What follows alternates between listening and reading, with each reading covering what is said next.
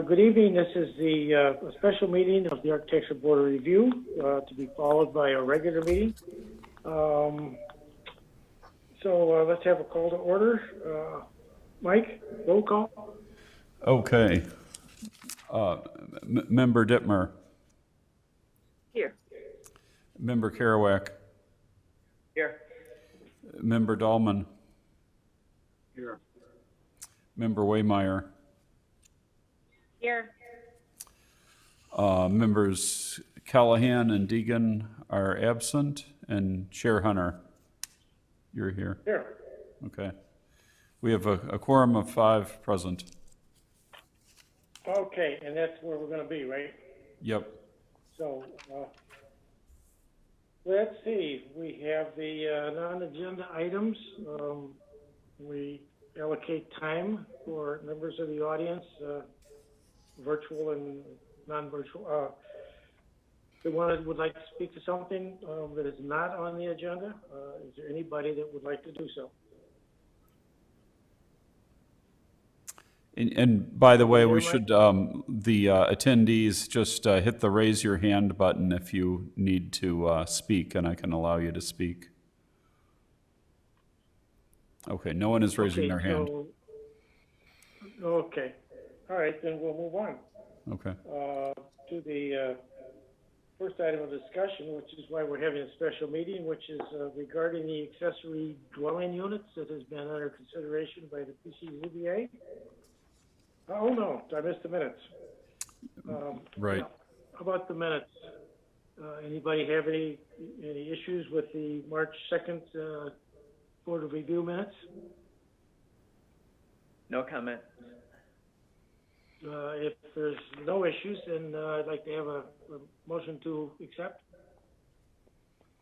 I move to accept the drafted minutes as submitted. Second? I second that. Okay, we've got a roll call on this, right, Mike? Everything. That's right. Yep, everything's a roll call. Member Dittmer. Yeah, I agree. Yes. Okay. Member Kerouac. Aye. Member Dahlman. Aye. Member Waymeyer. Aye. And Chair Hunter. Aye. Okay, motion carries. Okay, now we go on to the discussion regarding the accessory dwelling units, or ADUs. Who's going to lead that discussion? Yeah, so our assistant to the village administrator, Glenn Cole, has been working with a consultant, Valerie Bernstein, and they've been working with the Plan Commission to come up with regulations that would allow accessory dwelling units with some restrictions, and I'll turn it over to Glenn Cole to introduce the item. Okay, thanks. Yeah. Hey there. Good afternoon, evening, maybe morning if this was a month ago. I'm not sure. It's so sunny out. My internal clock's a little off, but pleasure to be here with you once again. As Mr. Croak said, we're here to talk to you about the PCZBA's work on accessory dwelling unit regulations. In short, you know, if you're just tuning in, if you're just catching up on this, we're looking at these because making different housing choices has been a goal of the village since at least 1997. Since that time, we haven't done that good with that goal, to be quite honest. We've lost 2 units net in the village. We've had a lot of discussions about developments, but those haven't turned into units. And so we're trying to find different paths forward. And certainly this is one path where we know there is interest, where we know that supports single-family homeowners, that's consistent with the history of the North Shore of Lake Bluff. And so the PCZBA has been looking at how to make regulations that can fill these gaps. They've tried to do that in the framework of the village's existing bulk regulations, which have been designed over the course of 20-plus years very carefully. And trying not to upset that balance too much. The trick, of course, really the key issue that brings us to you this evening is about height. Ordinarily, an accessory structure in the village, if you were to build a detached accessory dwelling unit, not all of them are detached, but in this case, that height limit would be 17 feet. And so if you're a typical lot in the village, you'd like to have a garage, you'd like to have an accessory dwelling over a garage, which is a common form of constructing these. You can't really fit that practically in 17 feet. Certainly not with a sloped roof that you would expect in the village's residential areas. So the PCZBA in particular has focused on this issue. They've worked on this in July, August, September. We spoke to you a little bit about it in September, and we're really getting close, I think, to resolving the other issues, but we're still trying to make sure we've got this one right. So the PCCBA asked us, and we went out and retained Valerie Bernstein, who's both an architect by trade and is also a professional planner. She now has a municipal planning job, which is exciting. Most of the time I've known her, she's been in private practice and worked on some neat projects, but she's put together these prototypical ADU drawings that we shared with the PCZBA. They asked that we share some of the same information with you. And so we got Valerie here on short notice. Very grateful to her to give the same presentation again. She does have to leave at 6:30 p.m., so we are on a bit of a time clock for this first agenda item. So we'll turn it over to her. I'll jump in to talk a little bit at the end, but really, again, the two questions we're focusing on are around height, and really the questions we'd like your input on are, one, will this height exception just lead to good design about detached accessory dwelling units in rear yards when we're thinking both about height and that interaction with height and setback. I would also say a secondary issue too is the way that our height rules are written. An accessory structure ordinarily couldn't be taller than the principal structure. That may not be desirable. We know that it's going to be hard to build these in many areas of the village, and adding that restriction could make it even harder on lots that are big enough to make these work. Many of the larger lots in the village, for example, in the terraces, have single-story construction. So again, keep those two questions in mind, and we'll come back at the end of Valerie's presentation. Thank you, Glenn. All right. Hi, everyone. Hi, Valerie. Thanks, Glenn, for that great tee up. And I'm going to, Glenn, can you give me permission to share my screen? You can do it right now, yes. Okay. Got 2 seconds ahead of me. Okay, let me put this in presentation mode. As Glenn said, okay, there we go. Can you all see my screen? Yes. Yes. Okay, wonderful. So as Glenn said, I've been working with him to help illustrate what the regulations that the PCZBA has been kind of kicking around, and I gave this presentation a few weeks ago to them. So I'm going to run through the same things with you with all of that stuff that Glenn has teed up for you to keep in mind.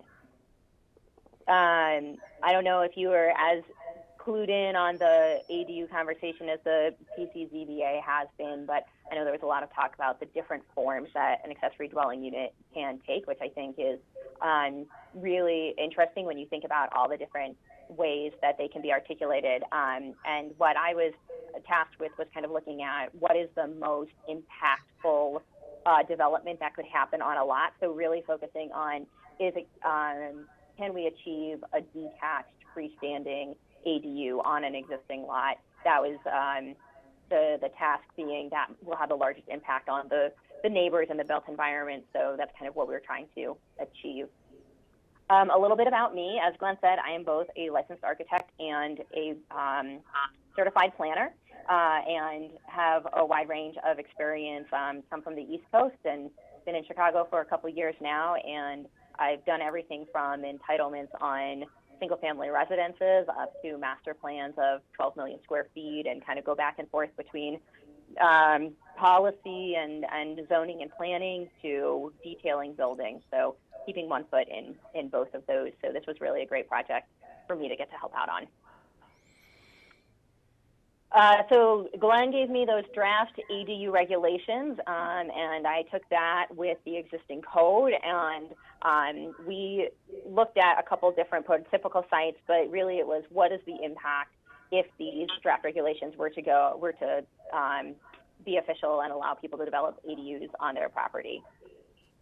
And coming back again to why this is something that's being looked at, it's a great way to create high quality housing choices for families in the village in all stages of life and support the goals of providing more ranges of housing while preserving neighborhood character and reuse and restoration of existing resources.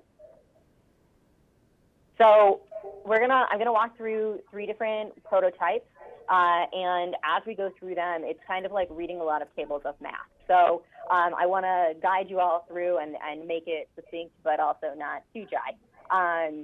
I like to, when I'm thinking as an architect and with my planner hat on, I like to think about what is going to be the largest restriction on a site. So that's kind of how I approach these. What is the lot coverage? Is there room to build anything more on the site? Then next, gross floor area. Am I maxed out on the FAR allowed? Then how big of a structure can I build and where can I locate it? So I've got those 4 topics on each slide in a table that we'll go through, and that will be for 3 different kind of clusters of zoning. So starting off, we're going to look at the E1, E2 zoning districts kind of as a cluster with similar scales of development, and those going into it kind of knowing it's going to be a lot more accessible to put an accessory structure on these larger lots. Then we'll move over to the terraces, the R2 and R3 district, and take a look at the impacts of a detached accessory dwelling unit there, and then wrap it up with the one that is the most challenging, which is the R4 district and kind of the trade-offs that come through that. And a little bit about how the methodology behind this. We did look at a couple of different specific sites and then created a prototype. So we needed something to base the numbers and the math and like run these tests on, but normalized a little bit to encompass the different conditions that we might see on adjacent neighbors, or to make it not so specific that a resident might see this and say, what are you doing to my property? So with that, let's jump into the E1 district.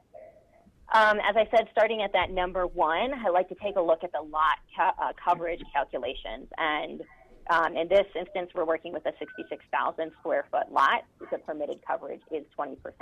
So that means that you can build up to 13,230 square feet of building footprint on the site. With the existing home on the site, that's about 5,200 square feet. There's almost 8,000 square feet left that could be built out in terms of lot coverage. And then doing a quick check on, you know, of course, lot coverage isn't just about the building, but also the impervious coverage. There's a little bit more arithmetic there that verifies even with driveways and sidewalks and patios, there's still that 8,000 square feet of buildable area, of which could be an ADU. So then moving into the gross floor area calculations, again, starting at the lot where we figure out what the FAR is. The permitted gross floor area for this size lot is 10,215, and the existing total structure of the building is 7,000 square feet in floor area. So that brings us now to 3,130 square feet that an ADU could take up. So you see how we're kind of working downwards from the largest amount available towards now what we could build from for an ADU. The next one, number 3, is looking at what is permitted by those draft regulations in terms of the size of an ADU. And the first kind of pass is that an ADU would be permitted at 40% of the principal uses gross floor area. So 40% of that 7,000 of the existing building would be a 2,800 square foot ADU. But there is actually a cap in the proposed regulations that would say 1,500 square feet is the largest that you could build in that E1, E2. So that's actually the largest size that you'd be able to put on this lot. Next, I take a look at the setbacks from the property line, and being a very large, gracious lot in the estate districts, there's in theory a lot of areas on a site when you're just looking at it in plan that ADU could be located, and taking into consideration the daylight plane, which would be placed at the rear and the side properties, but the setbacks here are so great that in the E1 and E2 districts. So looking at that three-dimensionally on the site, you can see the overall height, the impact of the daylight plane, and in fact, with this example, because there were 1,500 square feet to play with for an ADU, I went and made that a two-story one as an example of somewhere that you might actually get 2 floors. You know, grandma and grandpa or your kids coming home from college living in their own little apartment on the site. So I think some of the considerations to keep in mind for these districts are that a lot of the existing properties do have steep topography or a lot of existing heritage trees on the site. So those features will actually be more limiting than the lot coverage and the bulk and mass itself. That would be challenging if a property owner has a steeply sloped and wooded site. Some of those newer estate sites being developed are kind of where this is pulled from, that have a bit more of flat property. So we were able to max out kind of anything that the regulations would allow, going up to a 24-foot overall height, 20-foot mean height. That gross floor area of I was just under 1,500 and 2 stories detached. Valerie, if I can just Yes. jump in for one moment before we Yeah, move go on. for it. So some comments we heard from the PCZBA that I just note here as you're reviewing this, considering it. One, we didn't show like the worst possible extreme, if you would. So again, I note that ADU could be further towards the property line than what's Valerie has shown. So just understand that. The second, I think also important to note, with a structure this big, with a structure that's over 1,000 square feet, this structure is subject to the principal setback requirements. An accessory structure, so a shed, a garage, something like that, that's smaller than 1,000 square feet, has more permissive setbacks. That's why we have that daylight plane-esque rule that tries to move taller houses, taller structures, I shouldn't say houses, accessory dwellings, more interior to the lot. But just understand that, again, these ADUs aren't shown in the most extreme spot possible, and smaller ADUs, as you'll see in these coming examples, can be placed even closer to the property line.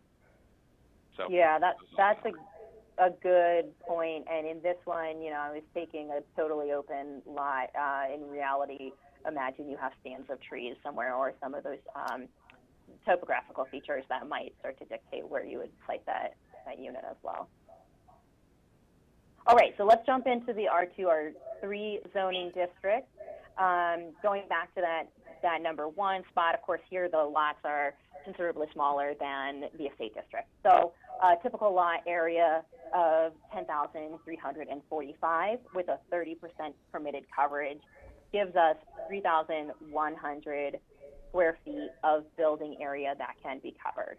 And the existing building here is about 1,500 square feet. So that means they could build up to 1,500, give or take, more building on the site. And then again, doing that check against the impervious coverage total, which is 50%, you know, you can see at the bottom line there, remaining impervious surface is greater than that building area. So we'll be okay even when factoring in driveways and sidewalks and patios. The gross floor area, moving to number 2, the lot area, again, 10,345, are the permitted gross floor area taken from the FAR regulations is 3,870. And the existing house on this lot, or this prototype, is 1,516. And actually, you'll notice that that's the same as its building footprint. So we're working with a 1-story building in this case. And the R2 and R3 are really a mix of existing ranches and houses that I think have been popped up over time. So that means that the gross floor area available for an ADU is just over 2,000 square feet. And you'll see that, of course, the remaining buildable area is less. So, you know, it's kind of these tables work in check with each other, checks and balances, so to speak.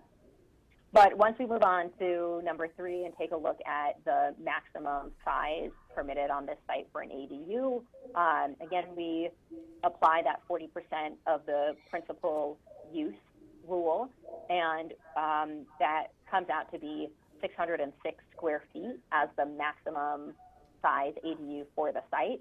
And so even though the gross floor area for the site could go up to 2,100, we're limited to 606 square feet because it has to be no more than 40% of the principal use.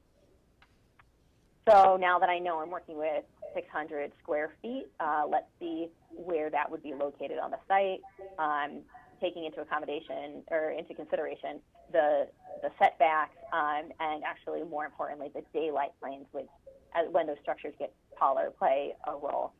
And in this site, I want to point out there were, as I looked through that, the terraces, there are some really nice older trees. I could imagine homeowners saying, I don't want to cut down my really great shade tree in the backyard. So thinking about how a new structure might get tucked in around some existing trees as something to keep in mind.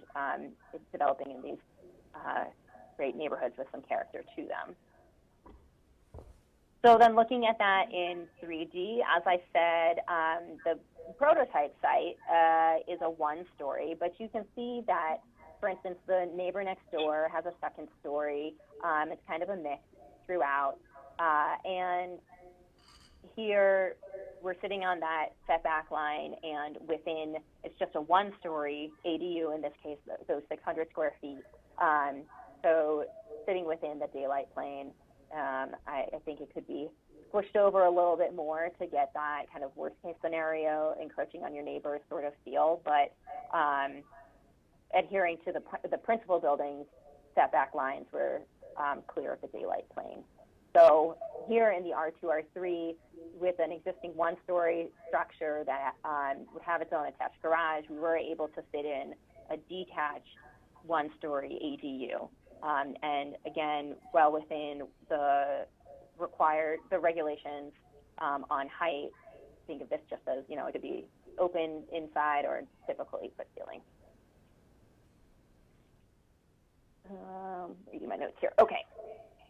So those were the easy ones. Let's dive in on R4, which is a bit more difficult. So I'm going to preface this by saying that in order to develop an ADU in an existing R4 site, I think a homeowner would have to make some compromises and probably give up some things that they already have.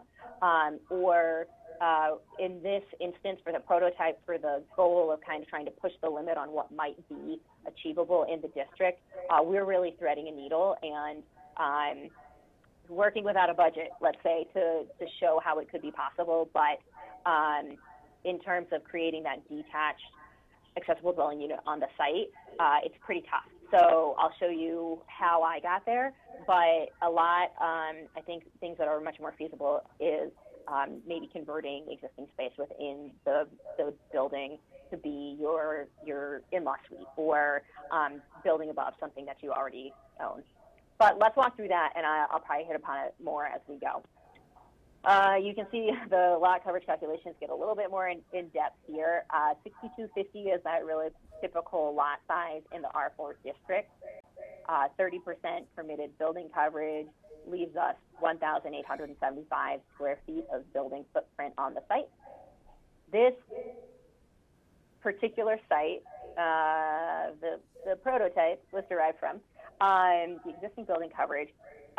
There is a principal house and then a detached garage.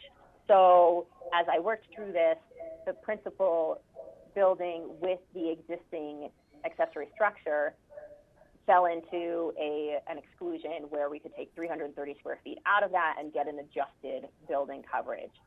From that, the remaining buildable area is 531 square feet. But I'm going to skip ahead really quickly and say, as I got into looking at gross floor area calculations and setbacks and all these things, this was really an iterative process. What I came to realize is that because of the daylight plane and building up above an existing garage, the whole thing would have to be torn down and moved. So the lot coverage calculations kind of looked at the existing conditions, but the need to meet the exact existing conditions kind of evolved while moving through these tables.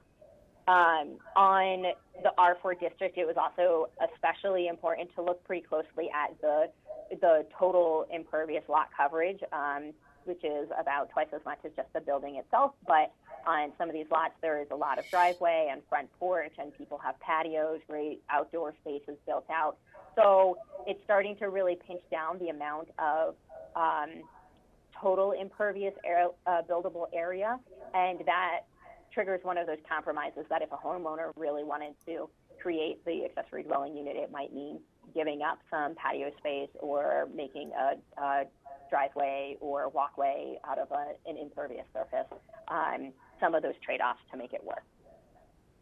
So let's jump into the gross floor area. Again, the lot size is 6,250, and the permitted FAR, or the GFA, as this one's actually the most straightforward FAR, it's a 2,500 square foot floor area permitted for the lot. And here, thinking about, that existing garage is going to go away, so I'm only taking the gross floor area of that house. It's 2,030 square feet. So that means what's left to build is 470 square feet. Now, hopping pretty quickly, I'm going to come back and talk about that a little bit more in depth, but let's move on to the maximum size for the ADU. With a house of 2,000 square feet, 40%, the maximum ADU per the regulations is 812 feet, but because of the total available GFA, we're actually looking at 470 square feet. And I want to talk about one of the exclusions here. So this assumes that the existing detached garage will be removed and then reconstructed with the ADU above it. And when we do that, as part of the draft regulations, the gross floor area of the garage on that ground floor would be excluded from the total gross floor area calculation. So it's really, like I said, threading the needle to find a way to make this possible. And again, part of the idea of the existing garage would have to come down really came into play when looking at the daylight planes. So I have the setbacks dashed in here on red, and you see it kind of seems a little bit weirdly located on the site because I had to keep pushing it around to figure out exactly where it could fit, and also keeping it in the rear 25% for, I guess that other exclusion doesn't come into effect. So we talked about exclusions, and then looking at it in 3D. So this is where you can see I'm really kind of kissing the corner of that daylight plane on the side to side, and being a two-story. So this is where the ground floor would be your garage. You'd have some stairs leading up, and then your second floor would be that accessory dwelling unit. And it's pretty tough to achieve. I did look at a number of different sites, and even in the Axon view here, you can see some of the neighbors have really built out their lots a lot. I would say they have no more FAR to build out. So it was a very conscientious study of those existing sites to find one for the prototype that would actually reach the potential of a detached accessory dwelling unit. And Valerie, if I could jump in here again for just it. one moment. So on the you don't have to go back, but on the previous slide we did note, did catch afterwards, the setbacks are drawn in a little bit more interior than they would be. I think the daylight plane really is more instructive here as to where you can actually put it. Valerie, if you actually go back to the Axon view. Yeah. So you can see that the daylight plane laterally on the lot really dictates the location versus that rear setback. Again, we haven't tweaked it to find the math. You could probably go a few feet closer to the property line. So just a note there if you're envisioning worst case scenario. And I mean, if you want to talk a different type of worst case scenario, I think I've been looking at all of these with that traditional gabled roof, but if you got somebody who wanted to build a flat roof and put a garage and an ADU and then a really nice roof deck on top, Glenn, I didn't even dig into the regulations of if that would be allowed, but the location of this is really dictated by the setback planes and the height of the gabled roof. If it were flat, you could potentially push it further and maybe put occupiable space on top. So something to think about. Can I ask a question? As long as you're talking about daylight plane, does the daylight plane affect, now that you have two buildings on the site that are actually residential buildings, does the daylight plane affect each other as opposed to just your neighbors? Oh, it is not applied that way. So I think typically, and Glenn, correct me if I'm wrong, but typically the daylight plane is just at the rear of the lot for your principal structure. But for the ADU specifically, one of the draft regulations is that it would also apply on the sides, but it sits on the lot line, which you can not tell from these drawings. But it sits on that property line. So there is no daylight plane that would be applied between them. Okay. Yeah, Chairman Hunter, I would say, yeah, to your question, so here in Lake Bluff, they come off the side yards ordinarily, but not the rear yard. Yeah. As you know. Oh, I got it in the reverse. Okay. It's fine. The rear yard here is really just to make it function as a sliding height setback. You could probably use a simpler rule to get to the same result. But there's there's nothing affecting that between the principal and the accessory. I'm looking here. I know somewhere either in the building code or in the zoning code you're going to have some minimum separation between those two buildings, but unfortunately I don't have that handy. You would have that by your building code, because if you get too close, then you're going to have to put fire-rated walls in between, which just drives up the cost of construction. Yeah, that's a minimum 3-foot setback. Oh yeah, I did look at that at one point. So these are kind of the last few slides that are here more as aids for questions and discussions.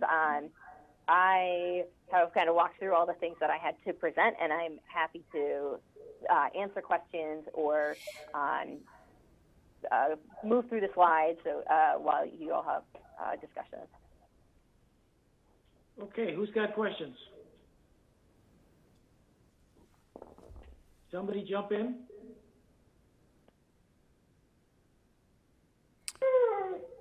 I have a noisy dog, so I'm trying to stay muted. Sorry about that. So, are there areas around here, similar communities, that have adopted these ADUs? Yeah, so one of the questions the PCCBA asked us was to give them a current update on that. That's something we'll plan to do at their meeting in April. Certainly a lot of communities in our area are talking about this subject.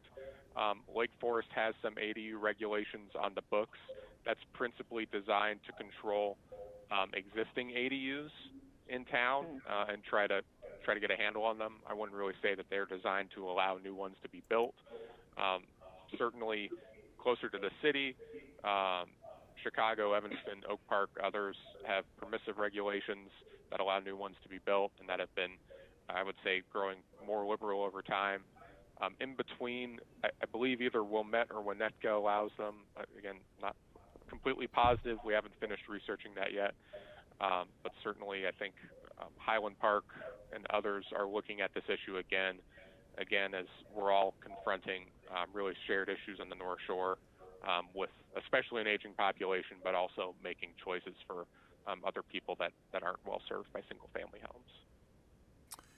And I just want to remind members of the public who are on here that if you want to speak on this item, just press the raise your hand button down at the bottom of your screen, just right of center, and I'll give you the ability to speak if you would like to.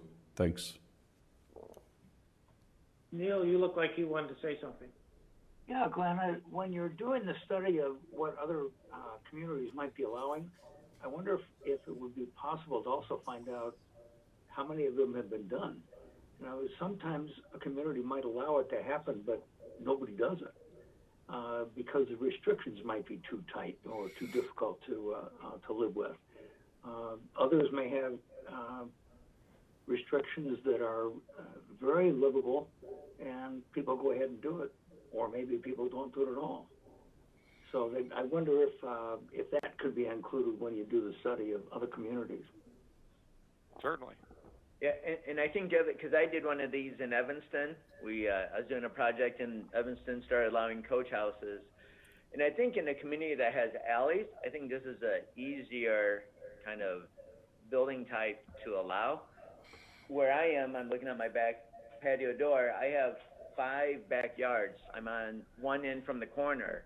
And, if all 5 of us decided, or all 6 of us decided to do this, it would be a jumble mess, in our community. With alleys, you're kind of creating that buffer between rear yards and I think that's a distinction we need to look at when we look at other communities and how they do it. Oak Park is an alley-based community. Evanston is. So I don't think that's a fair comparison to where we are.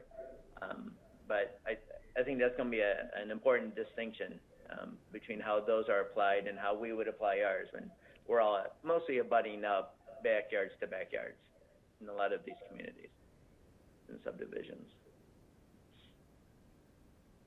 Somebody else? Bob, I have 4 items that I might bring up with this. Some of them are related to the presentation, and others are just to do with the documents that we were given. I thought when I first read it through, and Valerie, when you just gave us the presentation, I just came across with the impression that it's more complicated than it needs to be, and that I wasn't sure that I understood. Maybe there's a good reason for this, but I wasn't sure why the existing lot coverage and gross floor areas couldn't just govern the situation, and it just says it's either in 2 houses, or it's in buildings, or it's in one building that's connected. So I'm not looking for an answer. I'm just throwing out a question. A second issue, not related to your presentation, but something in the rent controls said that if you have a renter in there, he cannot rent the ADU if it exists. And I'm not sure I understand the rationale behind that one at all. And an example for that might be my aunt, who's 94 years old and lives in Kildare. She's recently been moved into a nursing home, but she's alive. The kids are going to rent the house out, but according to this, the renter would not be able to sub-rent the ADU, and that just doesn't seem to make sense. So I don't understand why that condition would be there. Another one is if the principal home was demolished, then the ADU can only be put in use for 1 year. Well, if it's a large enough one that it could be up to, let's say, 1,500 square feet, that's large enough for somebody to live in. So what if a property owner decides that they want to demolish the principal house and they want to live in the ADU? But according to what I read here, they can't. They have to demolish it. So that's another question to throw out. And the last question I've got is I see a lot of stuff on the internet about tiny homes, and so many of them that I see are on wheels. What do you do when somebody just takes a tiny home that could be like this and just wheels it up and puts it in their driveway toward the back of the house? So I don't recall seeing any consideration here about that. I'm sure we do have some restrictions regarding what you can do, like with mobile homes or things like that, but maybe that would be considered. So that's all I had. Anybody else? Chairman Hunter, I can answer some of Neil's questions now, or we can wait till the end. Your choice. Or Member Dahlman, excuse me.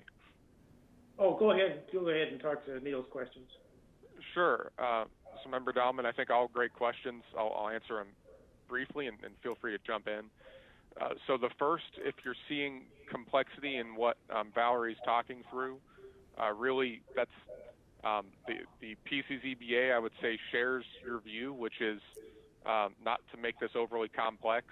The philosophy in drafting these has been let bulk be bulk, if you would.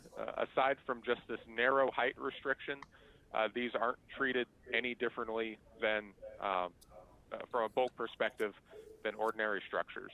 There's a couple rules in there governing the overall size to keep them from being really big compared to the actual house on the lot. That's about it. It's not any more or less favorable as far as floor area, as far as impervious, as far as anything like that. And so I hope that isn't lost in this outline.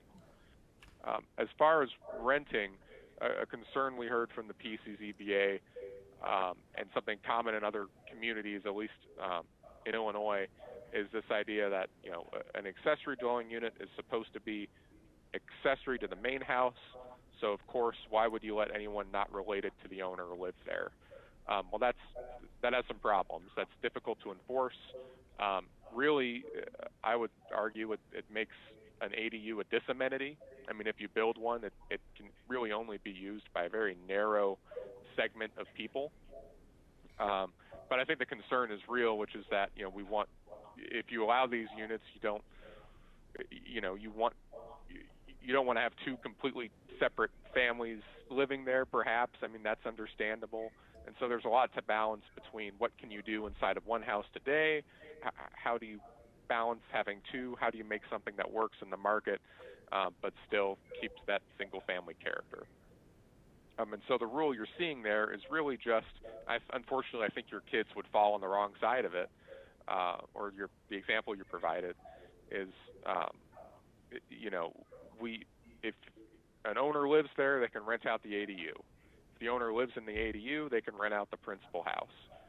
Of course, related people could live in both, but we're trying not to be in a situation where two completely separate parties have no contractual or familial relationship with each other, where one landlord contracts separately with two parties to be in the two different units. We thought that was, in drafting it, and I think the PCZBA in reviewing it has thought that that's a good compromise in trying to make something practicable around the relationship between those parties. And also it preserves something I think really important, which is that if you have a problem living arrangement there, you are the closest person to it, and you are the person most inconvenienced by it. And I think there's something to be said for that. On principal and accessory use, right now, if you were to tear down the principal structure, there's an argument to be made that we can and should be requiring you to tear down the other structures at the same time. What you're seeing here is actually making our rules more permissive. At least in our first look legally, the thought would be if that were to happen, what you described, that accessory dwelling unit would just become the principal structure.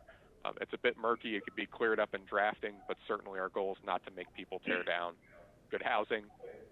And then tiny houses, this is the first we've talked about right here in response to your question. So I haven't looked closely at that.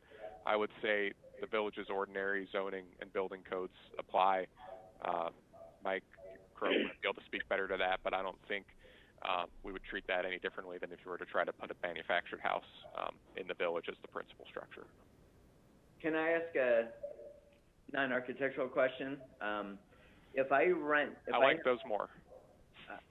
If I rent out my ADU, do I have to provide a parking spot on the lot because we can't park overnight? What's the parking regulations with these? Yeah, no special parking regulations with these. I mean, certainly some people that will live in an ADU will not have a necessity for parking. You can't park on the street overnight, so you're going to have to find parking for them somewhere if they have a car. I presume it would be part of your relationship, your negotiation, that you find an acceptable situation for them to park. Another good reason why we're trying to keep an owner involved in some way when you have another renting party.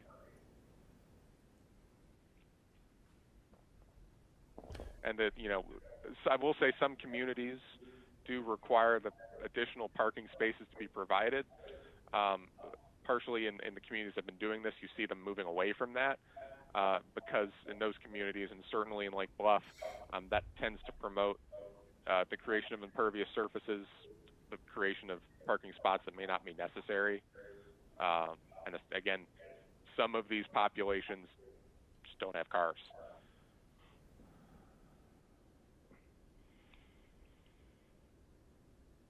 I have a couple of questions. one is and I know this has been on the books for years now, is the 10-foot rear setback, which I've always objected to. I think that's neither here nor there. But the other question, or one of the other questions, is 1,500 square foot maximum. There's houses in this town, some of the Harlan ranches, that are just barely, not even quite just 1,500 square feet, and as they are, they're very livable houses. And so that seems like it's a little excessive, unless you've got a family of 6 people or 5 people in there, which I don't think is the intent here.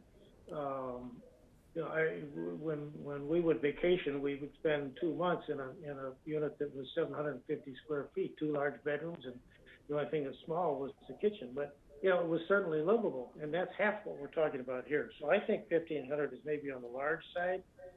And the other one regards roof height, and I don't like the idea of messing around with means, and let's just establish a maximum of 24 feet. If it's, and the other thing is, not everything is going to demand a gable roof, and so if we were to put into a code that everything is a sloped roof, I think that'd be a mistake, because not every house in town is that way, even though the majority of them are. So I think however this ends up being written in terms of the actual building part of it, I think we need to look at a few more options. And Valerie did mention that, whether it's a roof deck up there or not. But I think the other thing is we need to think hard about who the target people are that would use this. And the idea of the second floor above a garage is great unless you're 80 years old. And then it becomes problematic. That's why people are trying to get out of their 2-story houses so they don't have to do stairs anymore. So, and how big does it have to be? If you've got a college student or a pair of college students that you're renting out to in some situation, or your own children who are going to school, there's just a variety of things, but we don't try and do everything for everybody. We're not trying to build 2-family houses on the property, I don't think. So that's kind of my comments that I have, I think. And I don't know if they require a response or not.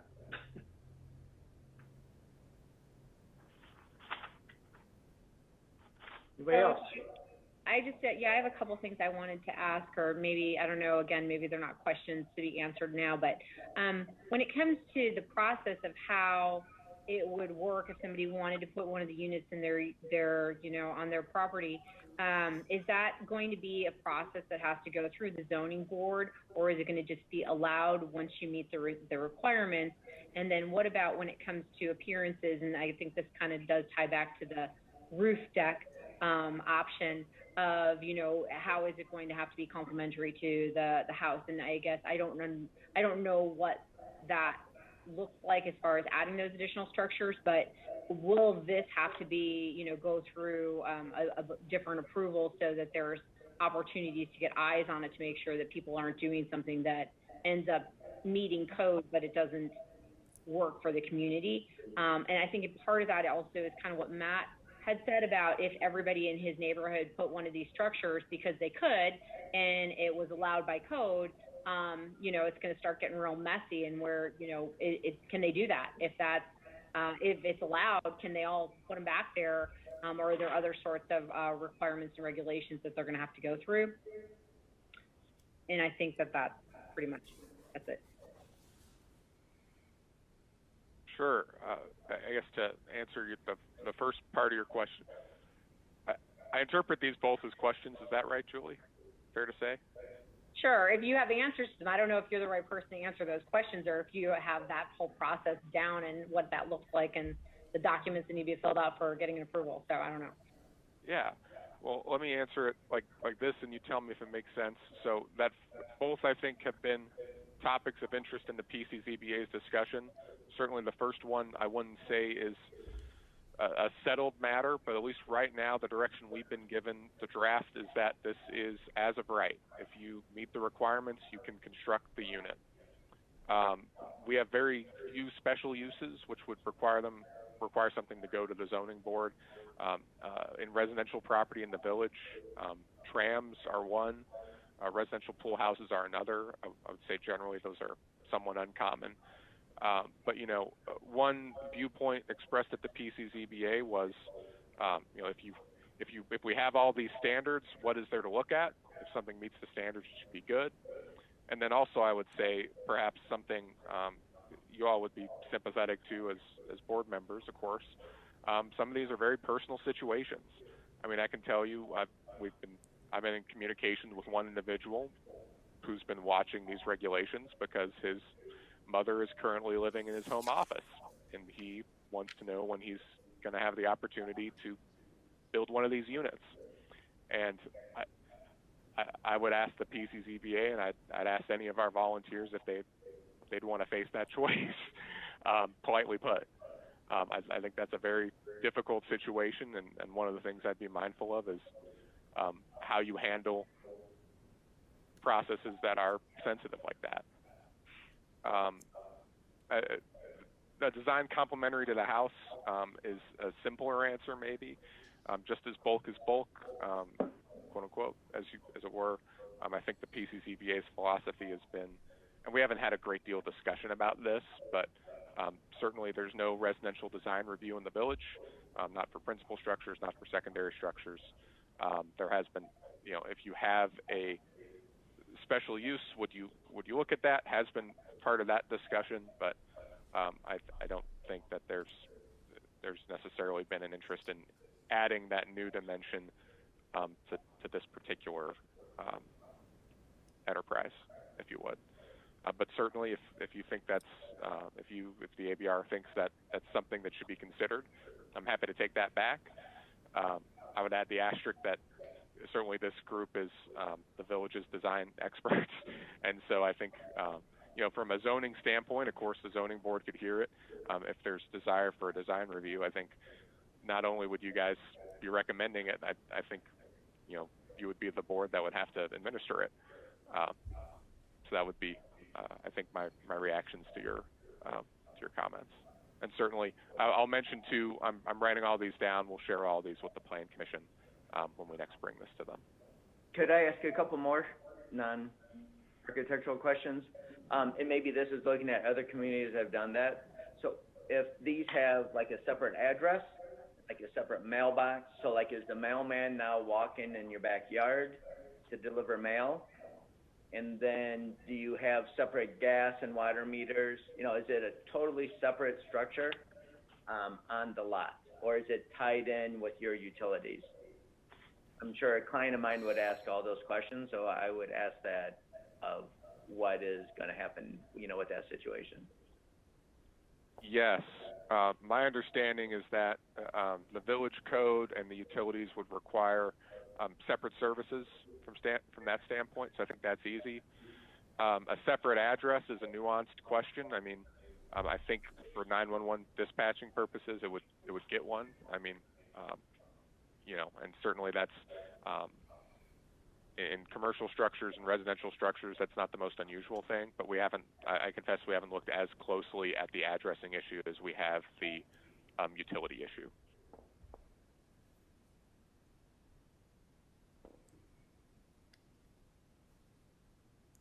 And you'd have to have separate utilities. That's part of the requirement. So if you've got your maxed out side setbacks, you're going to have to figure out how to get your water and your sewer back there to have those for that piece, that separate structure.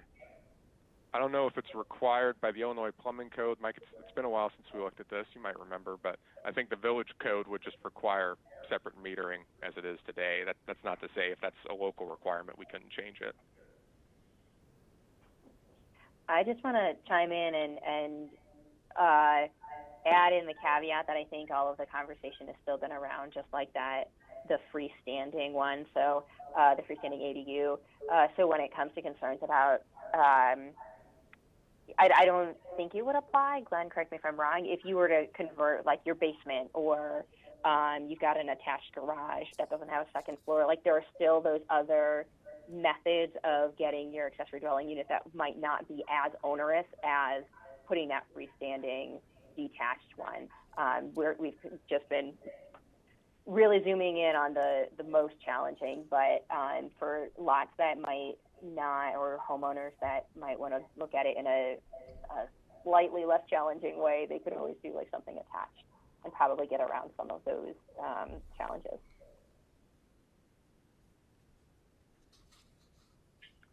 Matt, were you done? I have 2 more questions. I'm done. Yep. Thank you. Okay. I appreciate it. Maybe I just don't know the answer to this one. You can only have one structure. You can't have 2 separate structures or 3 structures as long as they don't add up to the same, amount of square footages and all that, right?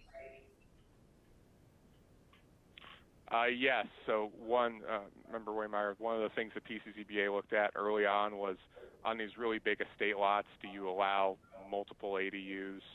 I'll tell you that by variation, they did approve a very large lot up in Shore Acres recently that does have 2 on it. But these regulations, and I think their consensus is just that if you're talking about one ADU on a lot, whether that's attached, detached, whatever, you get one bite at the apple. You could have one over the garage and then also have one in your lower level? That's correct. Okay. And then my other question is, and Valerie, maybe this is something you did look at, kind of as the worst case scenario. When you think about some of the research that you did, and the concern is always that someone's going to go and they're going to do what they can to maximize it, and it's going to not really meet the intent of what we want to do and what we want to see and see what's happening.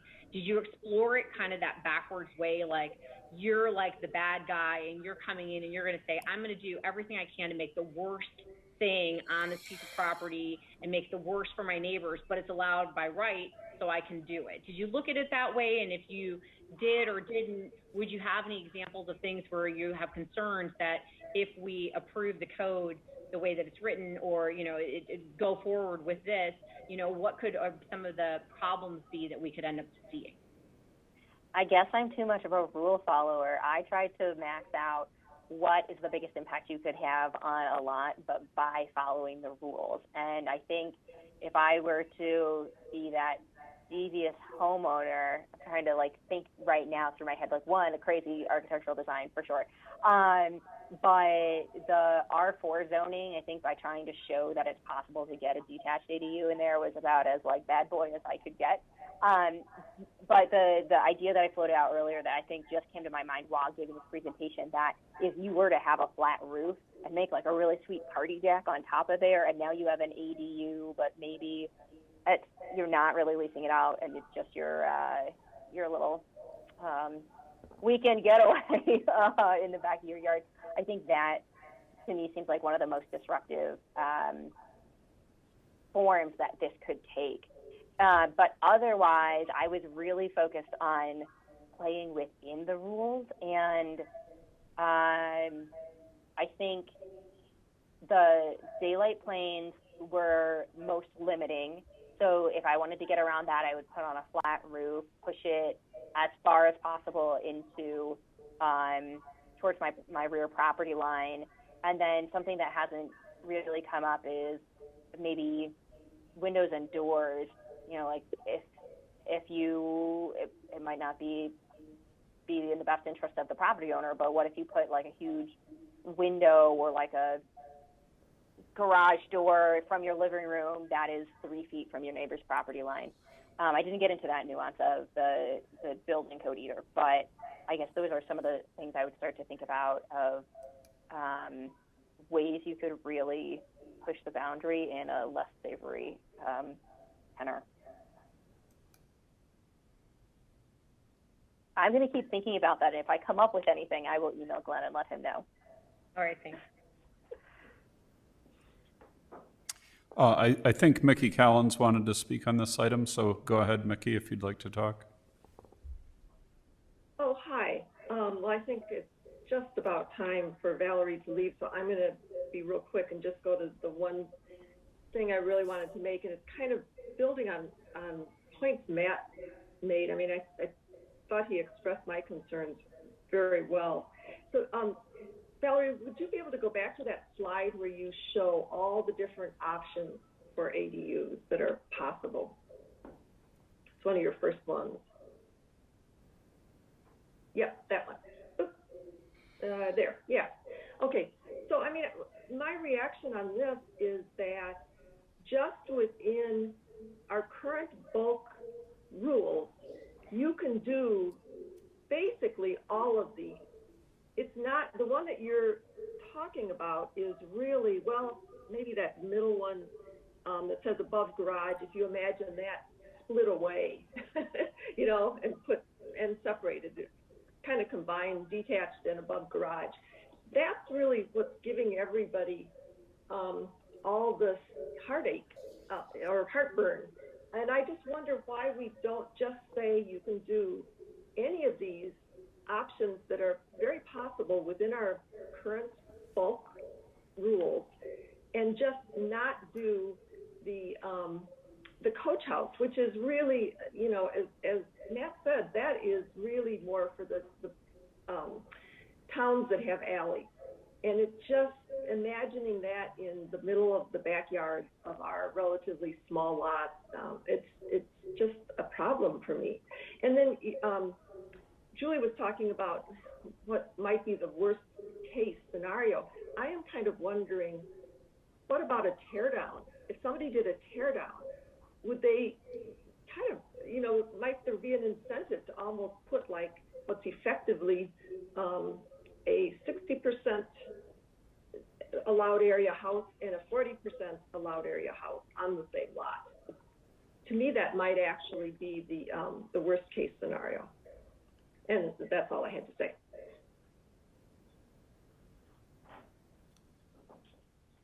So just to, if I may, clarify, the regulation is 40% of the principal dwelling. So you can't build the 60% of your potential buildable space and then reserve the 40% of the total buildable space. It would have to be 40% of that principal. So I think that's working to limit. I mean, what that would it scenario. be? What would it be for a tear down? Say we're doing a tear down. You have no more principal structure. How much could you build on each of the two structures then? Maybe I'm misinterpreting it.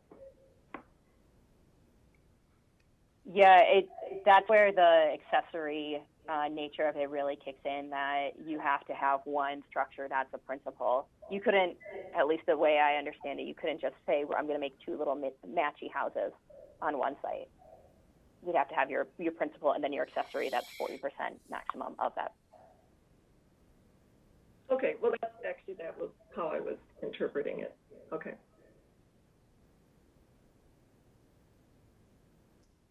Glenn, are we getting the information to you that you wanted? Yeah, I think we're hearing a lot. We can work with Chair Hunter. Mickey Collins, I'm just doing this, Ms. Collins, I should say, I'm just doing this back of the envelope here. If you had a 6250 lot, 40% of that gives you 2,500 square feet to work with. By my math, you could have your split in that case would be looking roughly 72%, 28% would take you right to the line. Oh, okay. All right. But I think there might be, that might be very appealing for people. I mean, we still have some tear down candidates, I would say, in town. So certainly on the terraces, we have a lot because they have a much bigger lots there and therefore much bigger allowed areas.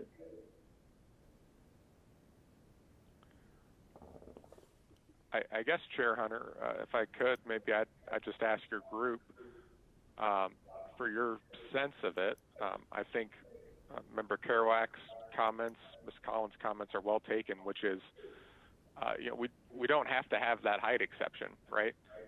If the sense of the group is that it's practical to do this without, and Ms. Bernstein, I'm looking to you a bit too to comment on this, but if the sense of the group would be that you would share with the PCZBA that, we don't have to start with this, certainly I could take that feedback to them. I don't know what you mean when you say we don't need to have the height exception. I mean, it So- would be, You would not put in a special height exception of any kind. So for a typical residential lot, the height limit would be 17 feet flat, and you'd have to work with it. That's if it's a detached structure, right, Glenn? For a detached structure, that's correct. So attached, you could still put dwelling over garage or something like that. well, that becomes easy, but to say it's just 17 feet, that precludes anything over a garage. That's just a structure that's got way too much ceiling height inside of it.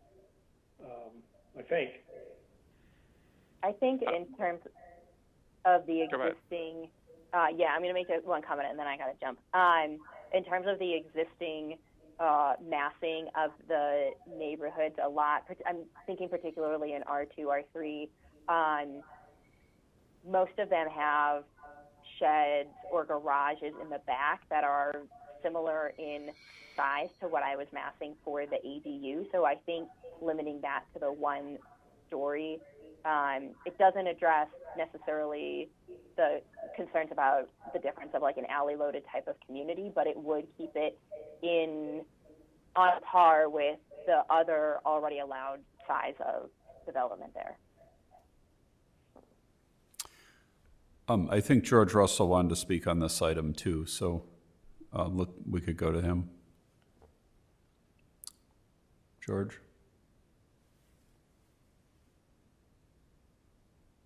Sorry, I was trying to find my unmute.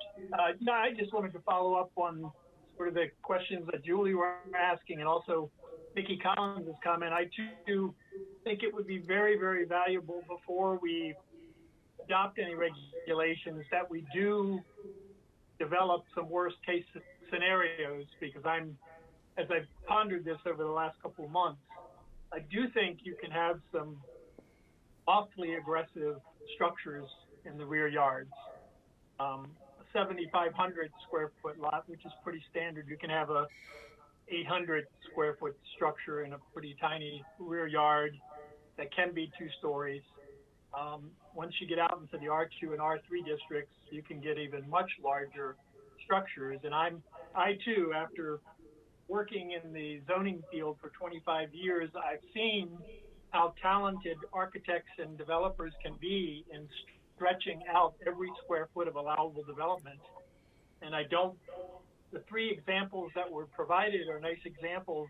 They do not illustrate by any means the worst case. And I think we need to be prepared for that, because I do think that developers, as member Mickey Collins also indicated, they could start coming in and building these combination units.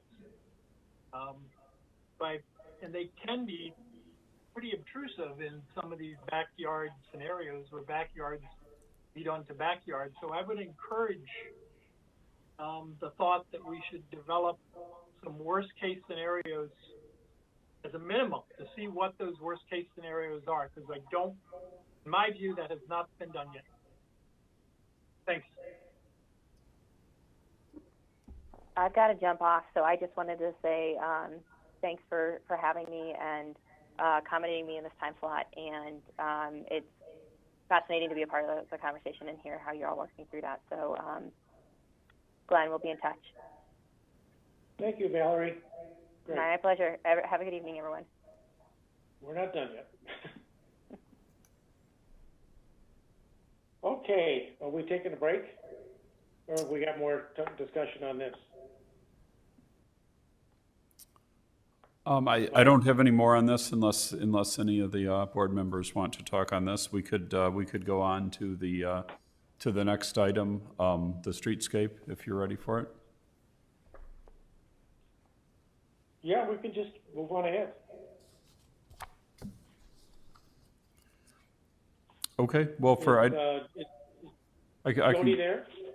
Yeah, I'll go ahead and do a brief introduction here for item number 5, the Scranton Avenue streetscape improvements and alterations. We took the opportunity as part of our 2021 road resurfacing project we were taking a look at replacing curbs and resurfacing Scranton Avenue and replacing some of the old brickwork that's coming apart behind the curbs there. And we thought as we were doing that it would be worth taking a look at what additional streetscape improvements might be worthwhile doing along with that project. So we engaged Jody Mariano, the principal landscape architect with Tesca, who leads the firm's public place practice and who has recently done streetscape design for Wilmette and Winnetka, to help us take a look at that. And she has a presentation to give us. It's in your packet. Also, board members, you've received by emails 2 letters on this topic, one from Catherine Briand and another one from Mark Stolzenberg. And to the public, those letters have been added to the ABR packet online if you want to look at them. And with that, I'll turn it over to Jody. Great, thank you, Michael. And good evening, everyone. Again, I'm Jody Mariano, excuse me, Principal Landscape Architect with Tesca Associates. And may I share my screen? I think you have permission to do that already. Yep. Yep, let me just make it bigger. Give me one moment here. Got it. Okay, everyone's able to see that okay? Yep. Super. So thank you very much for having me. We were thrilled to have this opportunity to talk about your adorable, quaint streetscape in downtown with staff and with you all. Just a little bit of context as to how we came to this project. As Mike mentioned, there is a 2021 road resurfacing project. Staff had some conversations about potential on-street parking reconfigurations and approached us to take a look at Scranton Avenue, following up on those parking conversations. We took sort of a broader brush look at the parking as well as the other streetscape opportunities on Scranton Avenue, as well as this small portion of Center Avenue. Even though we're looking at this area only between blocks 2 and block 4, we are keeping our mind's eye on the other potential applications of streetscape improvements, including what might happen in the future in block 1. And who knows, if there was future redevelopment on block 3, there might be a version of that that takes place there. So we are focused on Scranton Avenue and that section of Center. However, we are keeping an open mind about how we could apply those things throughout. So one of the first things, that of course comes to mind is, not to mess up your really lovely downtown. We want to make sure that it retains its character and its charm. So, looking at the pattern of downtown, it is a fairly compact area surrounded by neighborhoods. It's very walkable. It has wonderful fests and events, as well as access to green spaces. Thank you to the folks at the ABR for participating in this little word exercise. We have an inkling as to what we think downtown is about, but it always helps to have your words. We asked 3 questions. The first one was, why is downtown Lake Bluff special? And you're, of course, welcome to read all of this, but some of the things that kind of bubbled to the top, things that had to do with the quaint architecture, the quaint feeling about downtown, the sense of gathering and pedestrian friendliness. It's a very welcoming environment that we want to continue to support. Along Scranton Avenue, we asked folks to help us think about what are the best things about Scranton Avenue that we want to make sure we don't lose. Things like the cafe tables, flower displays, the variety of buildings, and of course, we're not changing buildings as far as streetscape goes. There was also some discussion about street lamps, and so, that's something that we're keeping in the backs of our minds too.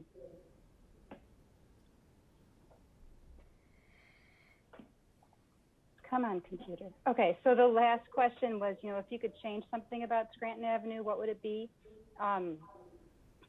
Better crossings, bump outs, separating pedestrians from vehicles. I think that's an important thing. I really loved the comment that said something along the lines of less is more should prevail. And we couldn't agree more that streetscapes are relatively narrow spaces that need to accommodate a lot of things, parking being only one of them. but we want to make sure that we continue to make this very pedestrian friendly. And we also have an opinion that streetscapes kind of need space to breathe. They need to have that flow, that ability for storefronts and restaurants to spill out and allow cafe dining, sidewalk displays, sandwich boards. These are the things that bring life and vitality to the street.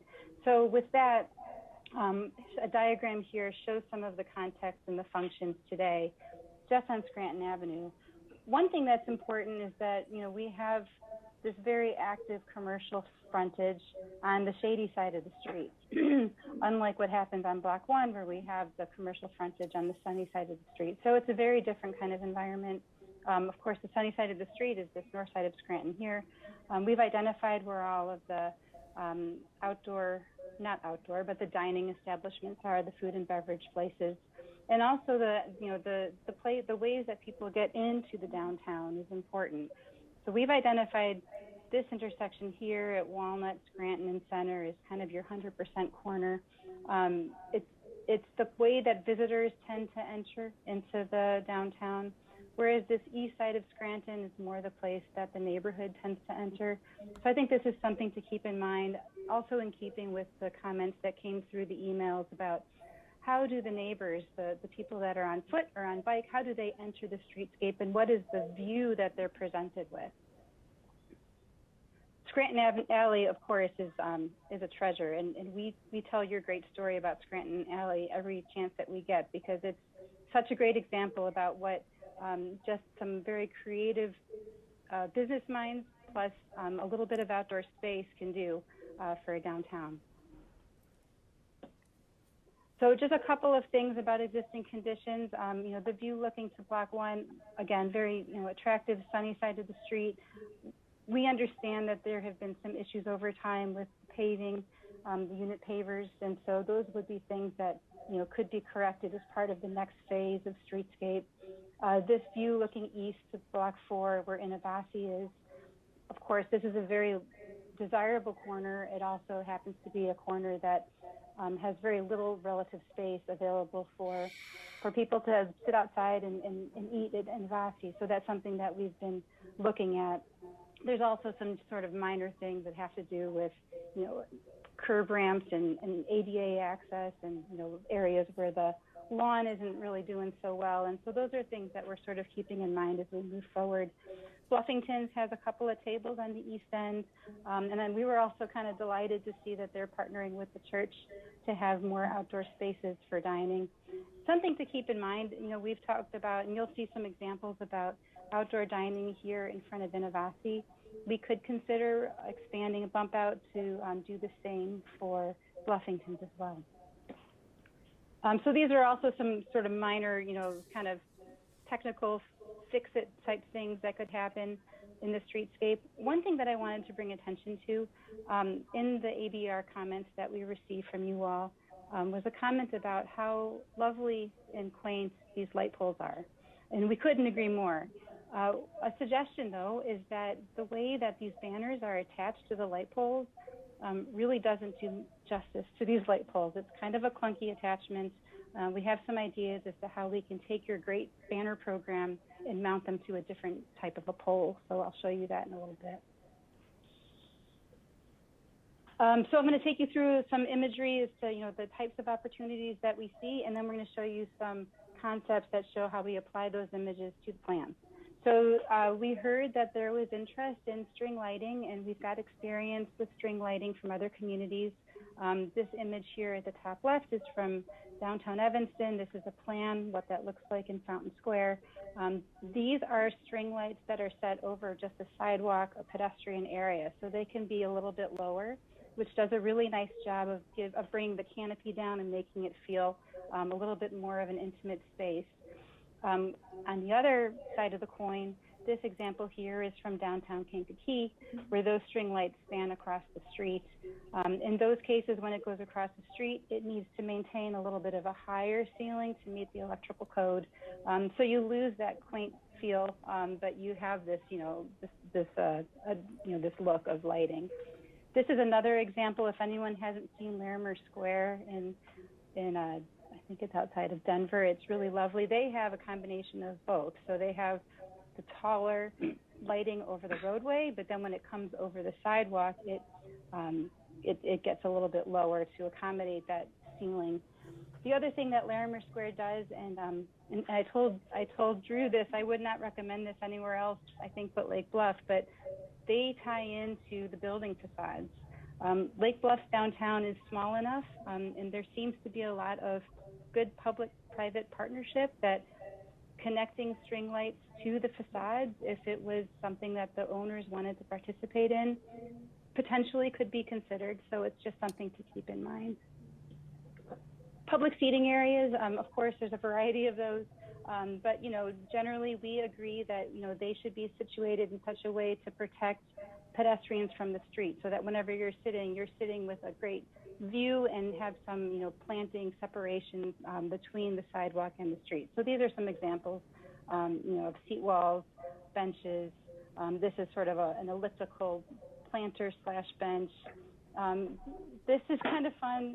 This is in Wilmette Library, but it's a precast concrete seating pebble. And we just showed it here because Lake Bluff does have this really wonderful, new brand about, North Shore living, and I can't remember the motto, but it incorporates sort of access to the beach and kind of this casual lifestyle, which could tie in well to things like large pebbles, for instance. We were not asked to look at fountains, but since we were looking at opportunities, you do have that small green space near Village Hall, down where there's that small little fountain area.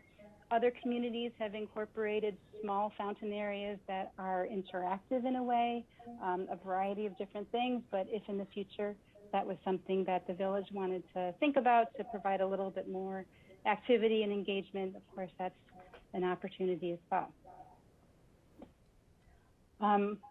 Additionally, fireplaces, these are some things that other communities are starting to incorporate to bring life and seasonality to the streets. The one on the left, this is from Wheaton. This is a very modern version of that.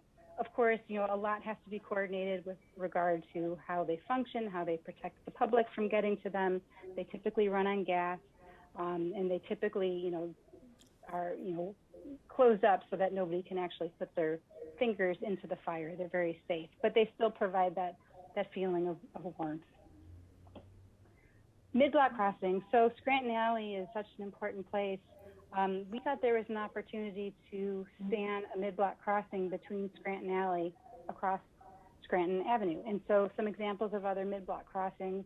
This bottom one here is in Glencoe, near Writers Theater at Tudor Court. It's a decorative crossing. It's got LED lighting incorporated into it. Another example of a mid-block crossing on a decorative streetscape is here in the middle, and this one at the top is from Maple Avenue in downtown Evanston. A variety of different ways, but again, just to kind of promote pedestrian activity across the street there. Plantings, we know that there's been some issues with having the lawn survive on Center Avenue. There are some opportunities to incorporate native plantings, things that stay relatively low, but are able to soak up the water and provide a more permanent, kind of massing of plant material. So we thought, plantings that are relatively low, something like this could replace the lawn, demonstrate the village's commitment to sustainable practices as well. Sign kiosks, I understand that this was a topic of discussion earlier. We just wanted to raise it here in case it was something that folks wanted to think about again, but this sign kiosk in Glencoe was recently installed. It's a very simple cabinet that allows the village to put up posters, let people know where parking is, where the shops are, and of course they come in all shapes and sizes. Lighting at Village Green. So we talked about lighting along Scranton Avenue. There is electrical at the gazebo, and so at Village Green, if there was a desire to look at other opportunities to enhance Village Green with very subtle, sort of respectful type lighting, these are some examples here. We thought this one was kind of interesting. Otherwise, uplighting or downlighting the trees so that you're not looking at the light fixture, but you're just seeing the good elements of the park. A couple things about furnishings and amenities. So, on Block 1, you already have a lot of streetscape furnishings and amenities that we'll want to tie into just so that it makes it a unified streetscape. Things like your trash bins and recycling bins, those should probably stay the same. Your light poles, of course, would stay the same. Tree grates, do you have tree grates on Block 1 where there are small trees? In the section of Scranton Avenue that we've been looking at, we're looking at whether we can protect all of those trees. Of course, they're too large. They don't have tree grates. And so we would, think to, just have an open tree pit in that case. But otherwise, things like the bluestone unit pavers, the little raised stone curbs in the background here, we would recommend not repeating that. We would recommend making this a very clean, very safe, simple concrete, broom finished concrete sidewalk with a nice, interesting joint pattern, and then put our pennies into some of the more decorative things like vertical things like festoon lights and plantings and that sort of thing. In the spirit of less is more, I thought it would be worthwhile to share some imagery from the streetscapes that have been installed in Winnetka recently. These are on Chestnut on the west side of the Elm Street Business District. Winnetka didn't want to have anything too fancy. They just wanted to clean it up and really make it more of a pedestrian-friendly environment. In Winnetka, we did take a couple of parking spaces away and expanded the corner bump outs to provide for larger seating areas. There was a lot of consternation about that when we talked about it during design, but in the end, it's become a really wonderful amenity for the restaurants. And also, we did all of that work prior to COVID being a thing, and so now that everybody is sort of forced outside, it has had that added benefit as well. Okay, so moving on from the imagery to some line drawings and plans. This is a drawing that shows the existing conditions on Scranton Avenue. We've, documented the number of parking spaces and the trees and cafe tables that are 2 tops or 4 tops, and there's a little handy chart down here at the bottom right that compares the existing conditions to Concept 1 and Concept 2.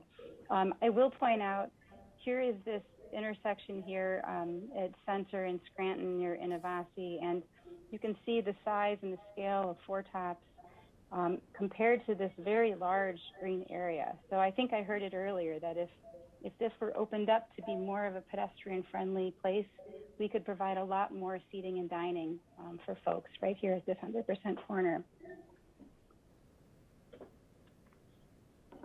So I'm going to go through Concept 1 first, and then we'll go to Concept 2. So in Concept 1, this looks at retaining the existing traffic system that you have today. That would be the diagonal spaces on the south side and the parallel spaces on the north side. So you got your 2-way system exactly as it works today. The improvements that we have shown as opportunities, sort of starting down here at Center, would be taking some of those lawn areas and replanting them with native grasses, very low native grass material. Also taking the shape of those sidewalks from square and right angle to rounded spaces. That provides a little bit more seating space, a little bit more space for people to walk and flow through. And then as you get to this corner, we've shown replacing the large green garden area with green spaces that are sort of hugging a center seating space. So in the center, this would be very flat concrete with a nice joint pattern. And then we've got planting beds around the perimeter. In those planting beds, we would have festoon lighting. And so those decorative festoon poles would be spaced around with a canopy overhead that would be that low pedestrian-friendly type of a canopy. We also have an opportunity to incorporate casual seating. These could be in the form of low retaining walls or low seat walls and benches. Those would be these brown double-lined items here. And then we've got lots of space for movable seating.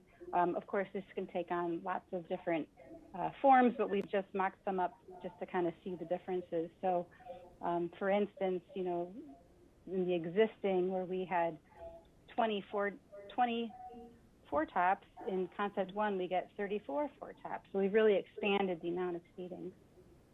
Moving to the east. So, again, opportunities for more seating. We've hung on to the existing trees that are there, but we've found opportunities to add new trees. So for instance, this would be a new tree. These light green ones would be new trees. Opportunities to incorporate festoon lighting that connects from a new pole to the building would be these upside down V shapes here. The festoon poles would also be the places where we would recommend mounting the banners. So we would be able to clean up those light poles and let them just be plain by themselves, and then the festoon poles would have an integrated banner arm system, so you would no longer need to use those clamps. At Hub and Cycle, there's some temporary bike rack parking there, so we suggested replacing those with some U-shaped racks that would get bolted to the concrete. And then here is our mid-block crossing. So here's Scranton Alley, and we had an opportunity here for more festoon lighting overhead, some small casual seating at these bump outs here, and then you would make your way across the street to a wide sidewalk and another landing. That really reduces the length of the crosswalk for people to cross. And then working our way east again, spots for cafe tables and trash and recycling while leaving a very wide concrete sidewalk between the building face and that utility zone where the trees and the light poles and the festoon lights would go. Here at Bluffington's, we've, just for comparison purposes, we've kept the existing bump out generally the same as it is today. We can, fit in a couple of small planters and a bench on each side, some festoon lighting around here. But I wanted to just show that to compare to this big one. If we were to take, say, a parking space or two, we could get substantially more cafe tables in that space. So it's just something to keep in mind as we're thinking about it. On the north side of the street, this is the sunny side of the street. This doesn't have quite the same activity that the south side of the street has, but we're still offering up some similar types of improvements. The corners could be planted and have place for bike racks. There are existing planters against the buildings here.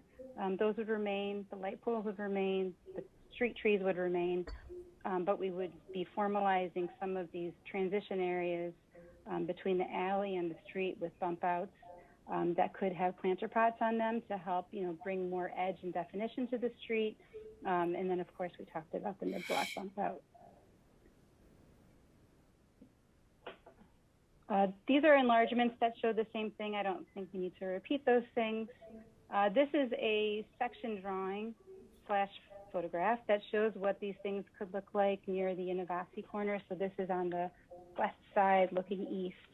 And you can see we've got about 80 feet right of way to work with. So we've got our 20-foot roadway here, and we've got the diagonal spaces going eastbound, and we've got the parallel spaces going westbound. One thing to keep in mind when I show you concept 2 is visually, a road situation like this does give more importance or priority to the pedestrian because you're not seeing the sides of cars on both sides. You're only seeing the thin part of the car on one side and then the diagonal space, you're seeing part of the sides there. So that's just one thing to keep in mind when we get to the next one. This shows that seating arrangement with the festoon poles and the banners and this sort of clean concrete area. These are seat walls. These could look like anything. They don't necessarily have to look like brick, but just something to give you a sense of scale. And then on the opposite side of the street, we've got our light poles that are clean, nothing attached to them, and bike racks as well. Sometimes we get questions or, we talk about, why does this space feel like such a nice, comfortable outdoor room? And in Lake Bluff, you're at a 4-to-1 aspect ratio, which means, for every, 1 in the vertical, you've got 4 in the horizontal. Sort of urban design best practices will say anywhere between 4-in-1 or 3-in-1 really has that shape of a comfortable outdoor room. And so, it's just a way to say, don't change it. What you have is working. We just want to make subtle changes to the streetscape to clean that up and make it more livable. Okay, I'm going to go to concept number 2. So concept number 2, the tallies are here on the bottom right. And unlike concept one and what's existing out there today, this one looks at this one-way system. So we're going one way down Scranton Avenue eastbound with diagonal spaces on each side. And I do want to point out, so if you look at the parking table, existing today, we have 35 spaces. Concept one, because we took out a couple of spaces for this mid-block crossing, we have 32 spaces. Concept two, again, you know, we've taken out some for the mid-block crossing. We've increased parking to do this one way. That gets us to 40 spaces. If you compare it to existing, it really only is an increase of 5 spaces when we factor in things like the mid-block crossing. So it's just, you know, streetscapes are sort of always about a value system and choosing, you know, how you want to divvy up your spaces. But the 5 spaces additional is something to kind of keep in mind. This is very similar to the program for concept one, just with slightly different shapes and sizes.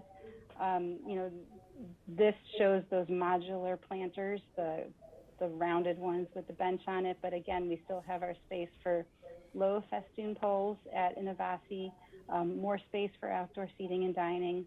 And then we've identified a couple of places where we can have the taller festoons go across the road.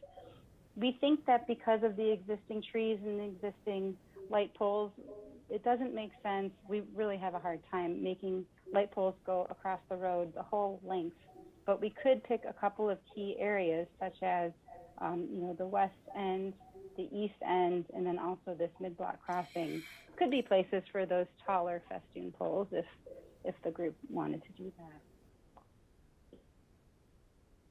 Again, this is a blow up of those areas. And so this is what that would look like if we were looking at the section. And my smart designer even mocked up the diagonal spaces and what that would look like. So when we were looking at concept one and we were looking at diagonal eastbound and parallel westbound, you have a different view of the street, whereas this one would have much more car in your view here on the north side of the street. So something to keep in mind. But again, this shows the festoons overhead the street, and then they would transition to these lower ones down over the patio area at Innovasi.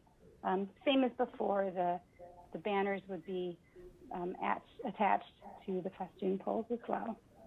And they could be on both sides of the pole. They don't even have to be just on one, but there's lots of opportunity there. And then the same thing with the aspect ratio. I hope I haven't taken too much time. So I appreciate you guys all bearing with me as I get through this all. Just a couple of comments about our scope. TESCA's scope is to produce, the final deliverable would be a preferred concept plan.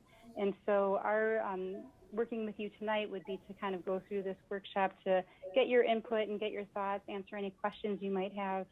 One thing that I would suggest maybe is a way to kind of, you know, have a part of our discussion is that there's kind of 4 main key things that we would love to get input on as we move forward into preparing a draft final plan. That would be, one would be the parking scenario. Do we want to go with the one-way versus the two-way? The other thing, set number 2, would be the festoon lighting, you know, over the road versus, you know, down low where sidewalks are. The third item would be the Innovasi corner. Do we want to repeat the same kind of treatments for Bluffington so they get more outdoor seating? And then the fourth and the last item, if I could be so bold, would be the mid-block crosswalks. Do we like that as an idea? And with that, I'll turn it over to you all. Okay, thanks, Jody. Yeah. I'm suggesting we go back and look at concept 1 first. Sure. And I have a whole bunch of things that I've scribbled on my drawing, but I'm going to give somebody else a chance to go first. So who wants to go? You got 5 seconds. And let me just mention, if anyone from the public wants to speak, just press the raise your hand button down in the lower center, and I'll give you permission to speak. Anyone from the public? Thanks. Okay, but let's not hear about the two-way versus one-way street just yet till we get there. Hey, Bob, can I go first? Yeah, go right ahead. All right, awesome, thanks. I just a great presentation and beautiful, and thank you for putting it together and exploring it in so many different ways. I think a couple of the things that I really like, I really love the seating that's on the Innovasi corner and having the opportunity for the benches when the seats, movable seats aren't there just for the restaurant, especially during the winter months and that sort of thing. I'm not going to talk about concept 2, but on concept 2, you have the different planters, which allows a little bit of maybe flexibility to walk around the outside, and having that option if it's really crowded for seating might be something to consider, just that sort of thing. I'll go back to your list. With the festoons, I think low festoons, if they're there, are better, but I'm not necessarily a big fan of festoons, so I'm going to kind of just hold the middle ground. With the Innovasi corner, as far as repeating it over at the Bluffington's corner, I think that would be a great idea, but I'd also like to see it.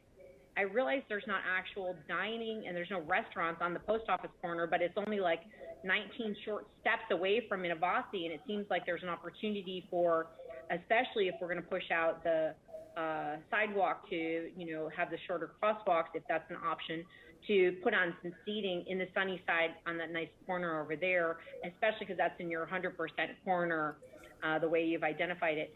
Back to the crosswalks, I think having the bump out to make the crosswalk shorter I love that idea, and if it's not too expensive, I think it's a great way to make it safer, slow people down, break apart the parking areas and that sort of thing. But also this north side of the street with the sun on it is so underappreciated, and I feel like especially if you're putting in that short crosswalk, there could be an opportunity to, if you had some additional seating that was built in for people just to want to sit there, especially now it's even closer and more accessible because it's a short crosswalk. So I'd love to see some more seating on the north side of the street.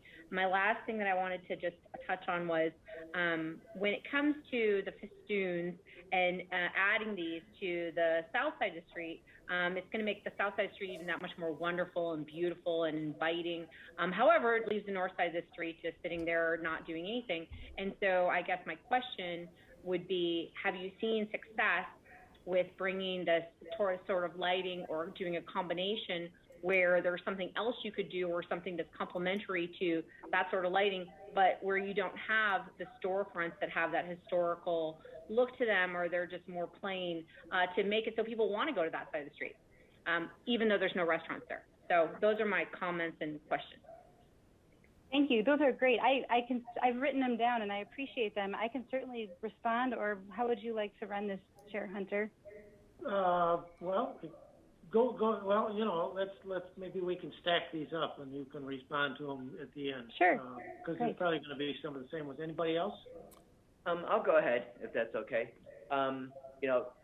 Love the idea of concept 1. I think it addresses the concerns without losing what we all love about the village. So congratulations. And I think I just want to back up Julie's compliments to your presentation and your thoughtfulness. And I'm all for the festoons. I do think too much is sometimes you lose it if it's everywhere. But I think if you handle it the way you've had, kind of sparingly, I think that's wonderful. We were talking about the idea of like doing them over Scranton, which I think is wrong because it's not that kind of street. It's not a full celebration. The other side of the street, unfortunately, isn't the life of the party, and you don't want to highlight that. You just, at night, having that activity on that one side, I think, is very fair. And having it at the certain crosswalks, I think, is very smart. And I think when you're in there, you kind of see that depth of the street with the lights crossing. I think that'll be a lovely effect to have in the village. I also like the idea, even though it's not shown here, of bringing that lighting into the park so that maybe we can extend the life of the park beyond dusk. If we had lights stringing from the gazebo out and almost towards the sidewalks, I think that could have a whole new life for the village that it doesn't have now. Kind of that middle image, I think is wonderful. This one. Yeah, I think that like that. A whole new kind of dimension to the village. We have little beautiful, huge, I'm sure you've been here in the holiday time with the Christmassy, the overscale Christmas lights. It's my favorite. I almost want to drive everybody I know through our downtown. It's the most beautiful time of the year in our village with those lights on at night. So if we could bring something like that in during the summertime, it would just be a lovely idea. Sure. And I won't talk about 2 yet either, but I do feel that Concept 1 hits the areas that we want to hit. And bringing any kind of additional seating, I do think that the one downside to extending the seating at Bluffington's, they close at 3. So it's not really the draw that Innovasi has. And Innovasi has kind of that corner, the primary corner location, and I think it's good to have that scale of seating there.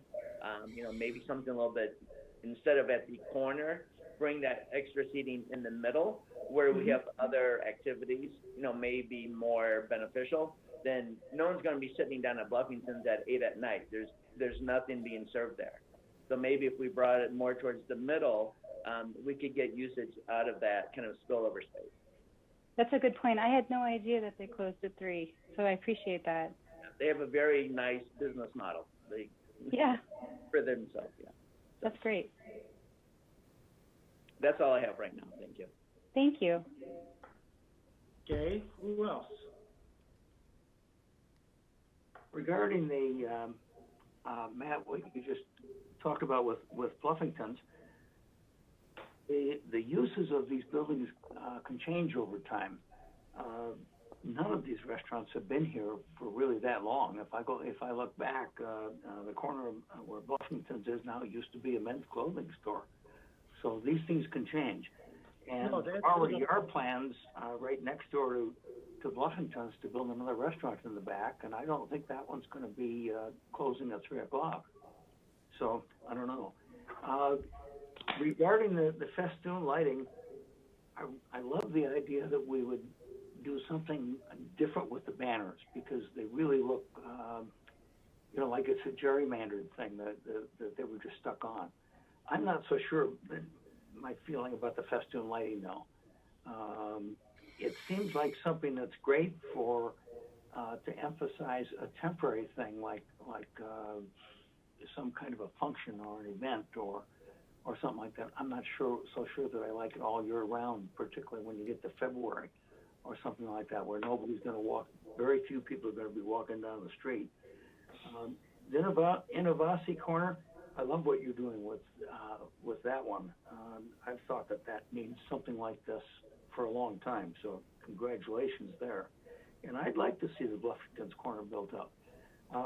One issue with the current thing on Bluffington's that you're solving almost is the first time I ever drove down that street at night, maybe 10 o'clock at night when downtown Lake Bluff is rolled up and put away.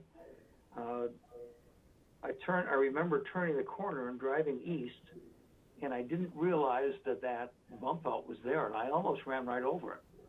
And I think by having the current bump out at Innovasi and having another one by Scranton Alley, will kind of it adds some consistency. I like that. Okay, Neil? Yep, that's it. Okay.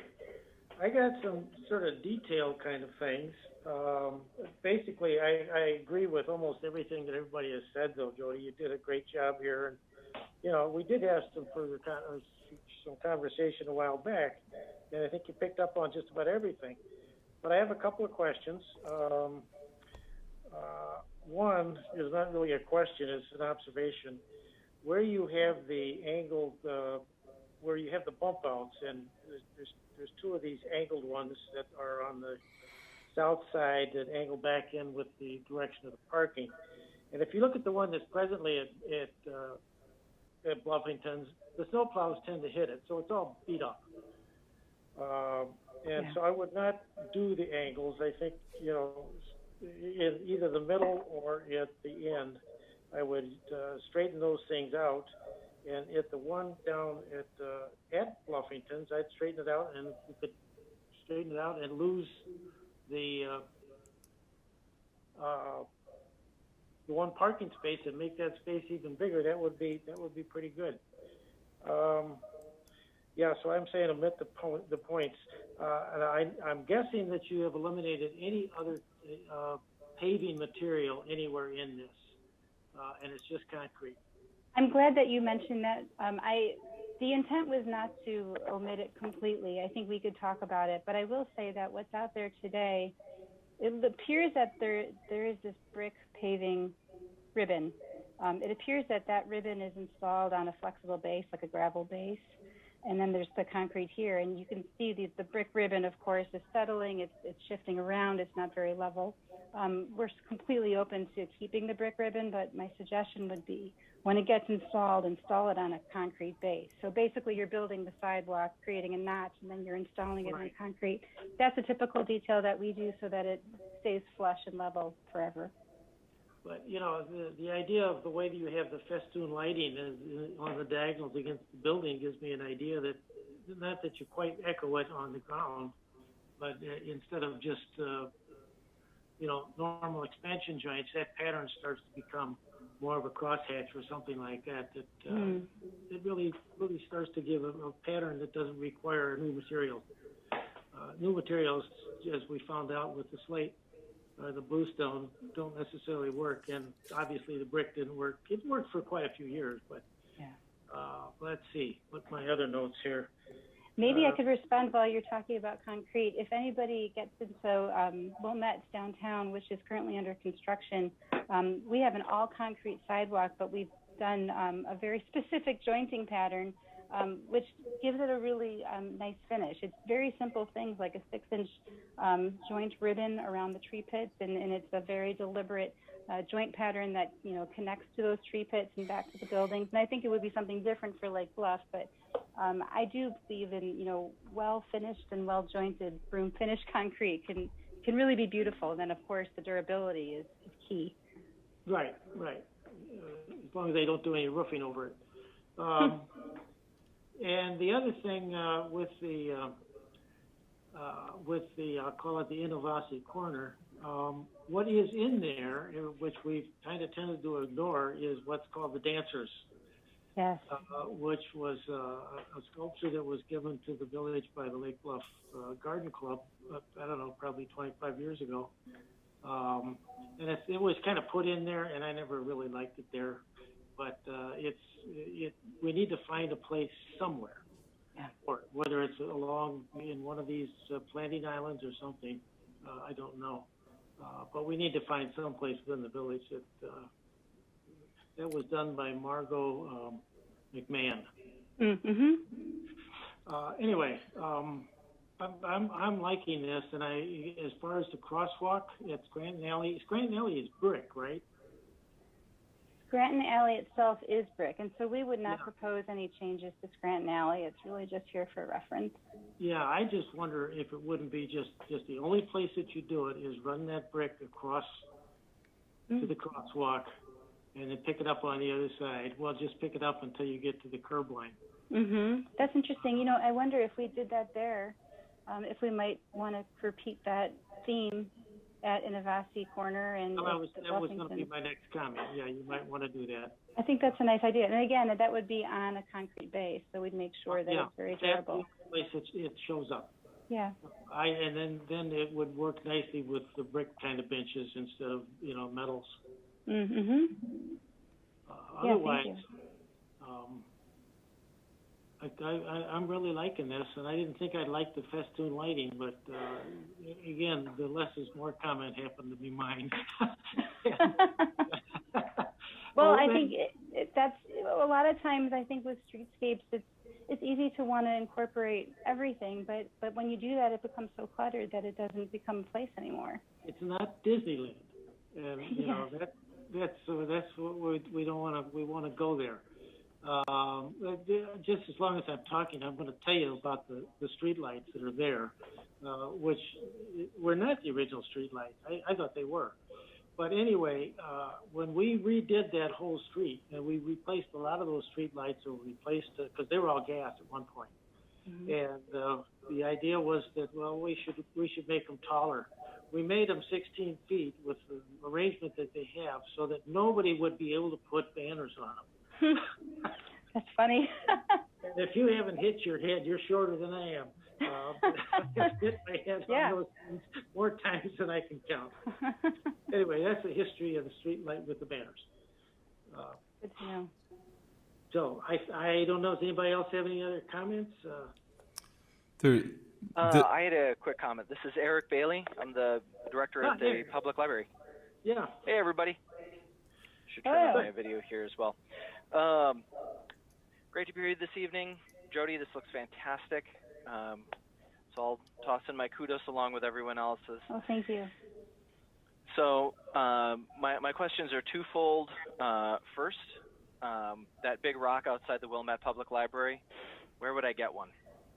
So there's a few of them at Wilmette Library, and you should go check them out. They're pretty amazing, but they come from California. Oh, okay. And it's a lightweight concrete product. It's, so you're looking at the shell and it gets anchored in. It's a relatively easy installation. These pebbles were 3D printed from actual pebbles that were found on the coast. So it's kind of a cool thing. But anyways, I'm happy to talk with you offline and provide you a contact over there. Sounds good. Eric, They look very interesting. If you really would like a big rock, there's a big rock that's out at the public safety building before you get all the way in there. And that rock used to stand across the village hall when the old fire department was there. So that rock was there forever until the new building was built, which was in the 80s. So that's a rock that's got some history in Lake Bluff. Cool. Because I've been over there fair number of times, and I've never noticed that rock. So I'll have to look for it the next time out. Right. It's pretty big. Okay. All right. And that was kind of a facetious question, but a little bit more seriously, from the perspective of the library, I would be interested in how you feel. How will you feel the concepts would tie in with the landscaping on Block 3, and in particular in front of the library, how well it would or would not tie in. And on the not side of things, I'd be interested in if you have any thoughts as far as, things that might be done with the library's landscaping that would tie it in better if Concept 1 or Concept 2 were adopted. Yeah, thank you. That's such a great question, and I'm so glad you asked. Just because we're looking at Scranton Avenue doesn't mean it's limited to Scranton. I think just like, it's applicable to Block 1 could certainly be applicable to the library. I think once there's an established theme instead of furnishings, instead of elements, then it's a matter of sort of picking the ones that work the best for you. I think streetscapes are really most successful because of what's happening on the other side of the storefront or on the other side of the building. For the Lake Bluff Library, I can imagine you probably have, some folks that come out there to read, or maybe you have small events or programs that happen out there. And so they should be designed to accommodate those things so that it works when you have a small event and also when it's just a casual reader. So I would be thrilled to look at those areas and talk with you more about that. But it looks like you already have some really nice spaces, and I remember it because I've been there a few times. It's a lovely building and a lovely site. So easily some things could be transferable here as well.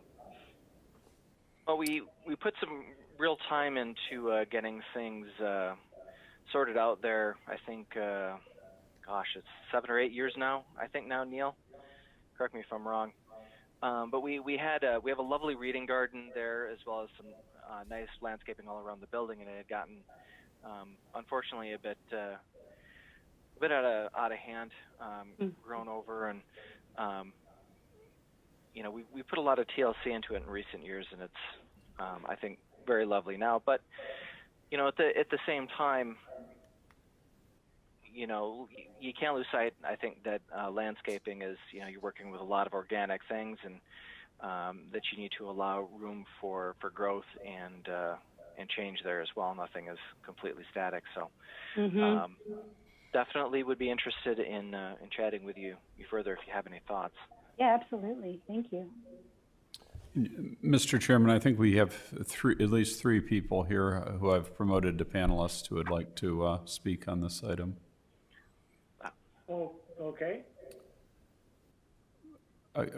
Rob, do you want to start off? Yeah, that'd be great. Thank you.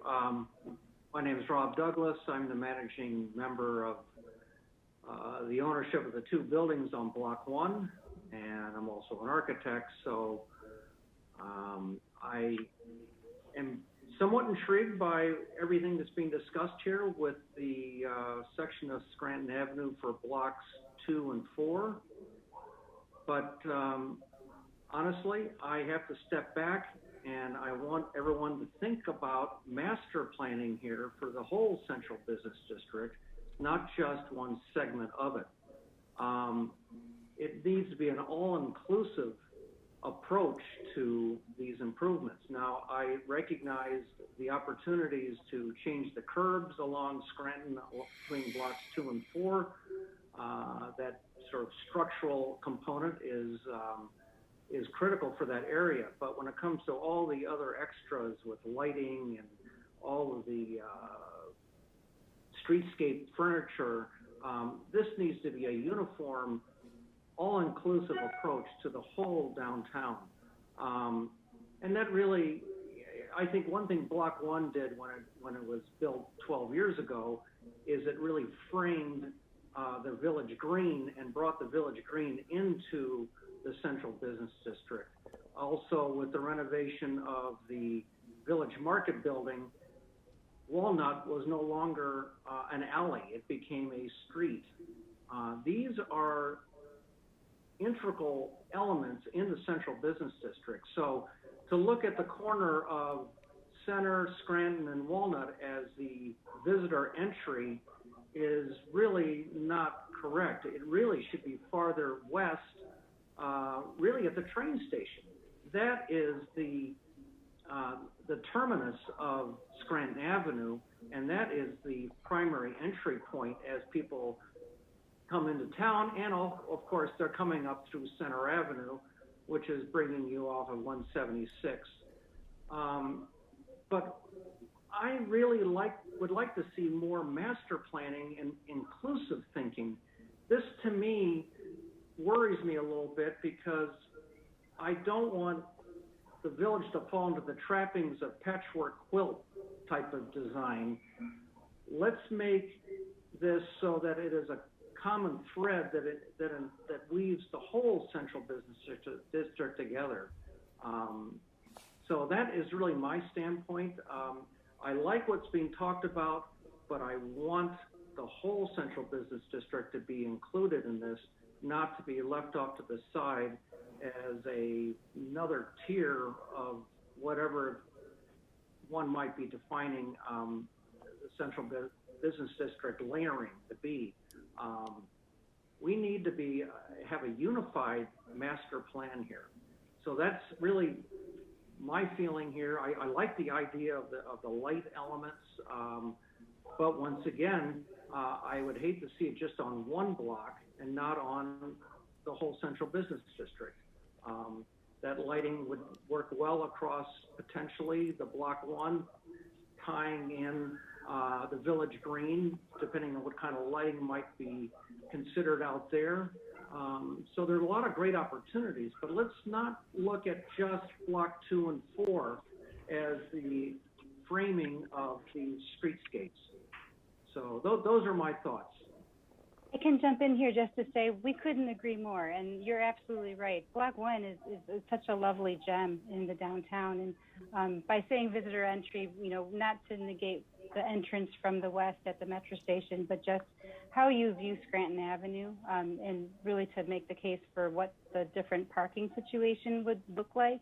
But absolutely, we've been focused on Scranton Avenue only because we know that the roadway has to be reconstructed, but we would think that whatever is chosen should certainly be chosen with the mind in what Block 1 looks like, what the future of Block 3 looks like as well. So I appreciate those comments so much. Well, at this juncture, this document doesn't really reference those areas, and I just don't want to have that fall through the cracks. And Sure, understand. And then Rob, if I can just say something, I think you'll remember this back when we were doing all of that Scranton Avenue master planning everywhere, and your block one was to be sort of the prototype of everything else that was going to happen. So that, in a sense, was the master plan. The knuckles were put in. A lot of that work was done, but money ran out of the project. And but the bluestone and all of these stuff that was the sidewalk was supposed to be the templates for everything else. Well, we've discovered, and if you're, that was not a good template. So I agree with you. This can't be the end of things.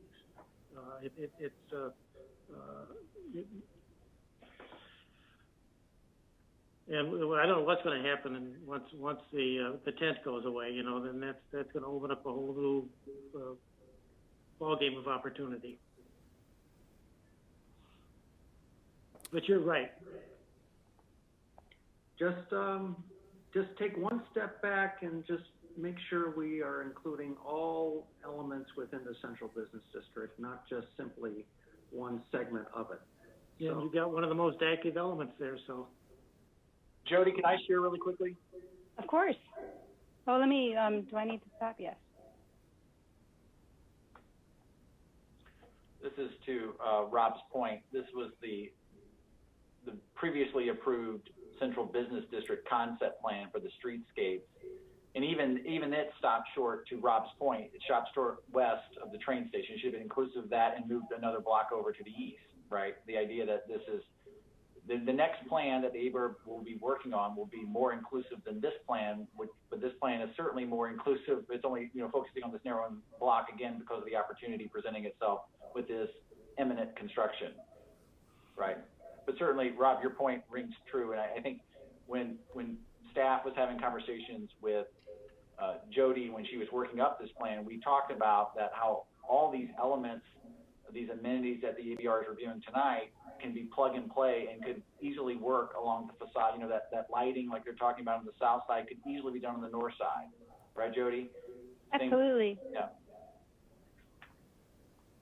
So if I could just jump in for a second, I'm Mike Dornicker with Lake Bluff Brewing, owner of Lake Bluff Brewing on Block 1.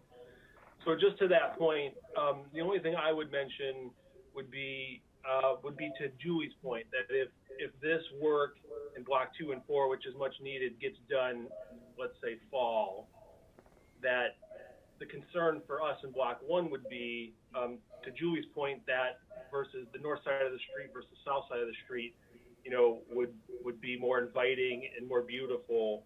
So depending on timing of when you guys were thinking of including Block 1, as long as it's not a full summer of if a new customer comes in town and they see this beautiful landscape and this beautiful lighting, and they got to choose whether to go, Block 1's way or Block 2 and 4's way, as long as we don't lose a whole season of that, I think, that makes a lot of sense. But just to point out there that, we're all still kind of hurting from COVID, so it just wouldn't quite be, in my opinion, right to make such drastic changes to one side of town versus the other right away. And that would be my only point. It's an excellent point. Thank you.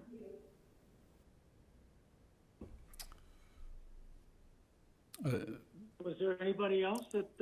Yeah, I think Susie McMurray would like to speak. Hi, also. this is Susie McMurray. Yeah. And I'd like to address a couple things for Prairie Espresso, who seems to be killing it tonight in the alley, and so he's not online. But in the first layout where she has all the tables, she only shows tables in the alley. Prairie Espresso has tables on the sidewalk in front of the alley, and he now has a new area which is going to be in the old bike shop, where he will also have tables on the sidewalk, but they are not shown. That's So wonderful. Yeah, I can address that. And Yeah. you know, whenever we design streetscapes, we're Sure. not, or I should say, the village would not be purchasing tables and chairs. We're just leaving space Right. for the business they- owners to do that. And so, Yeah. for sure, we recognize that. We're not Okay. suggesting that they would not have those Okay. spaces, but absolutely, that is a gem in downtown. Well, and they are So, also open at night. yeah. So I said, "Are you online and watching?" And he said, "No, I'm killing it in the alley."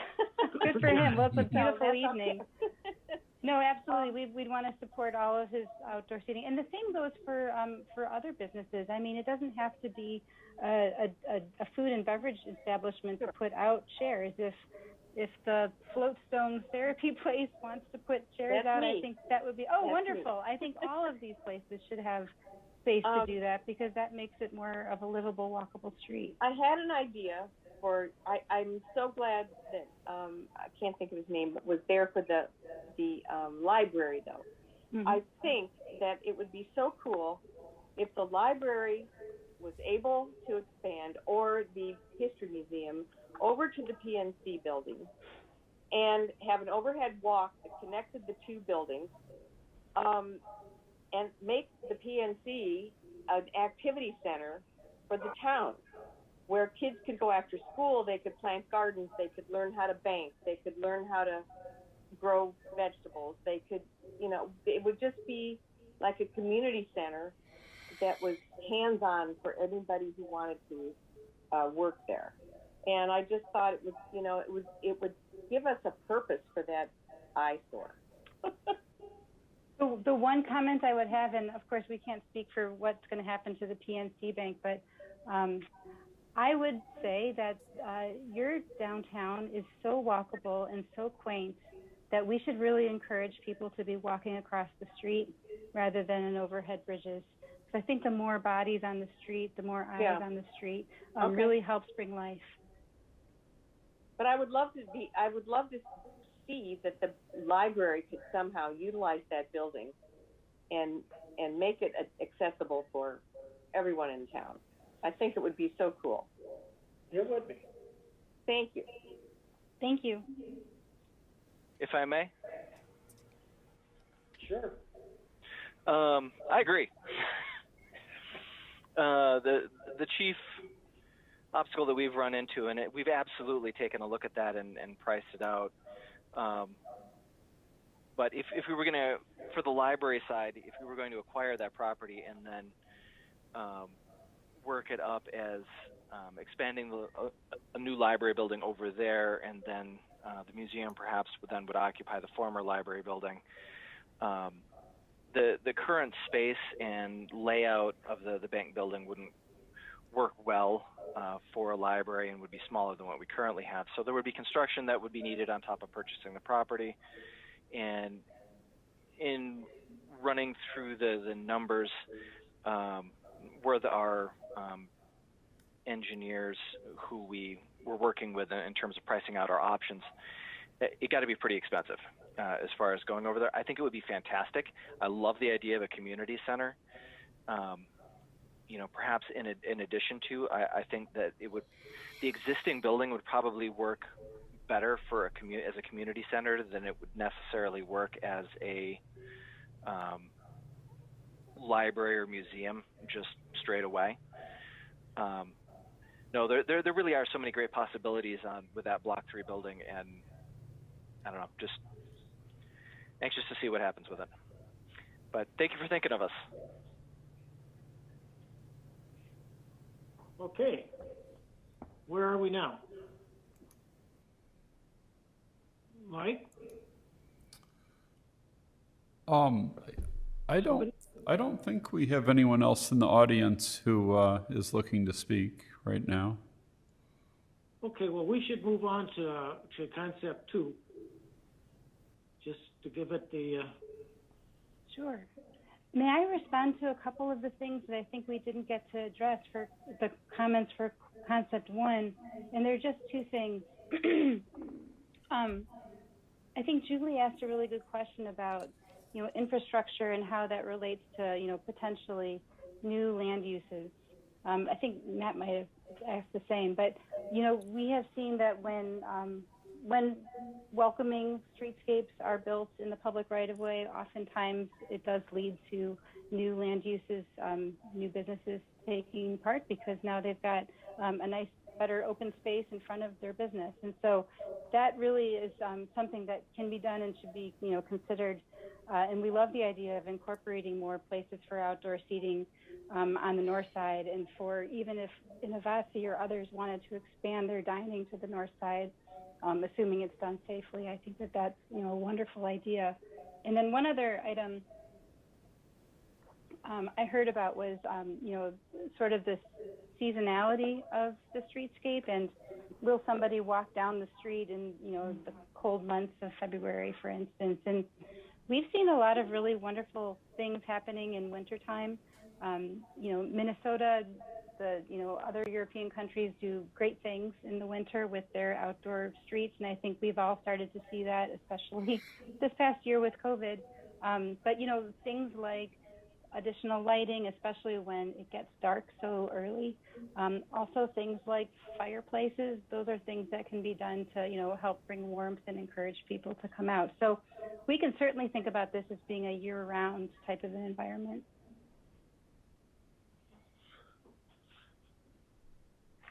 Okay. What's next? Concept 2? Sure. I mean, I've heard a lot of great comments so far. I mean, I would say it sounds like so far there were a lot of comments that were advocating for concept 1 over concept 2, but we're happy to we're happy to continue to talk about it however you all want to. Well, I know we've gotten some letters and comments saying we hope we don't do that. I personally have been up and down the street when everybody has got their 19-foot pickup there, and I see nothing but an issue of collision with bikes, with pedestrians. Anyway, that's my own opinion. But I like your concept, your idea about what you look at when you're going down the street. You look at the sides of all these things. Anyway, so let's have somebody talk about what they think about the concept 2, the one-way street. Yeah. I can start off again. Oh, sorry. You want to go ahead, Neil? Well, my comment was I like concept 1. There you go. Duly noted.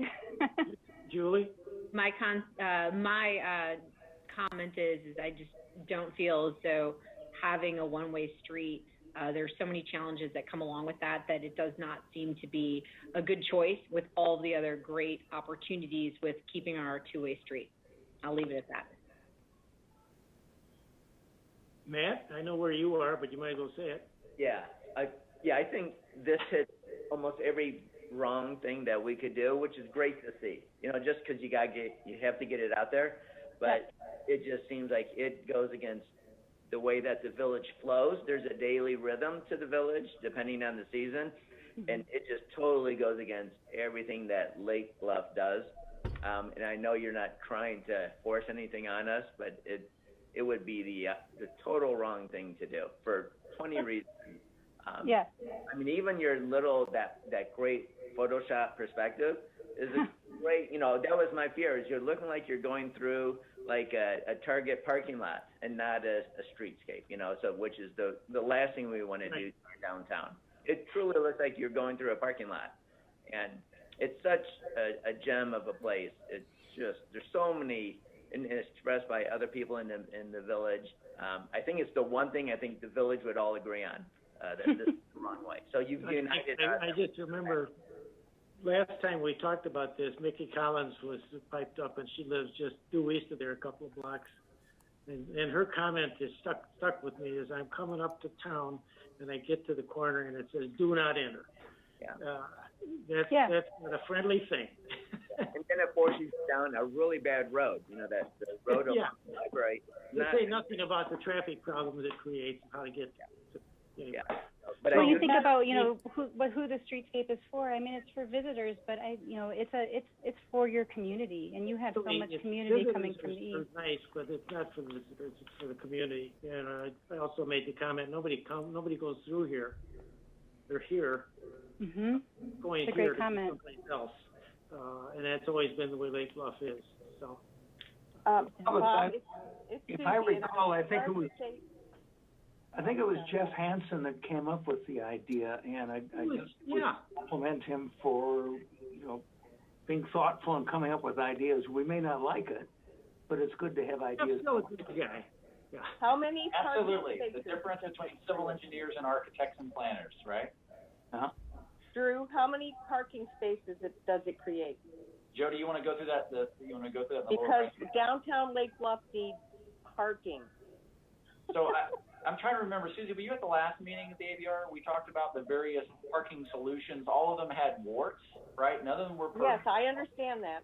Yeah, and the concept one is, it in terms of the grand ledger of public parking inventory, it does go the wrong way. However, we're still in a parking, we're still in a positive position, even if you take away the 3 stalls to accomplish the mid-street crossing, the mid-block crossing. The biggest issue is, in terms of Lake Bluff parking, is that there's plenty of parking, it's just not where people want it. It's not the most convenient, right?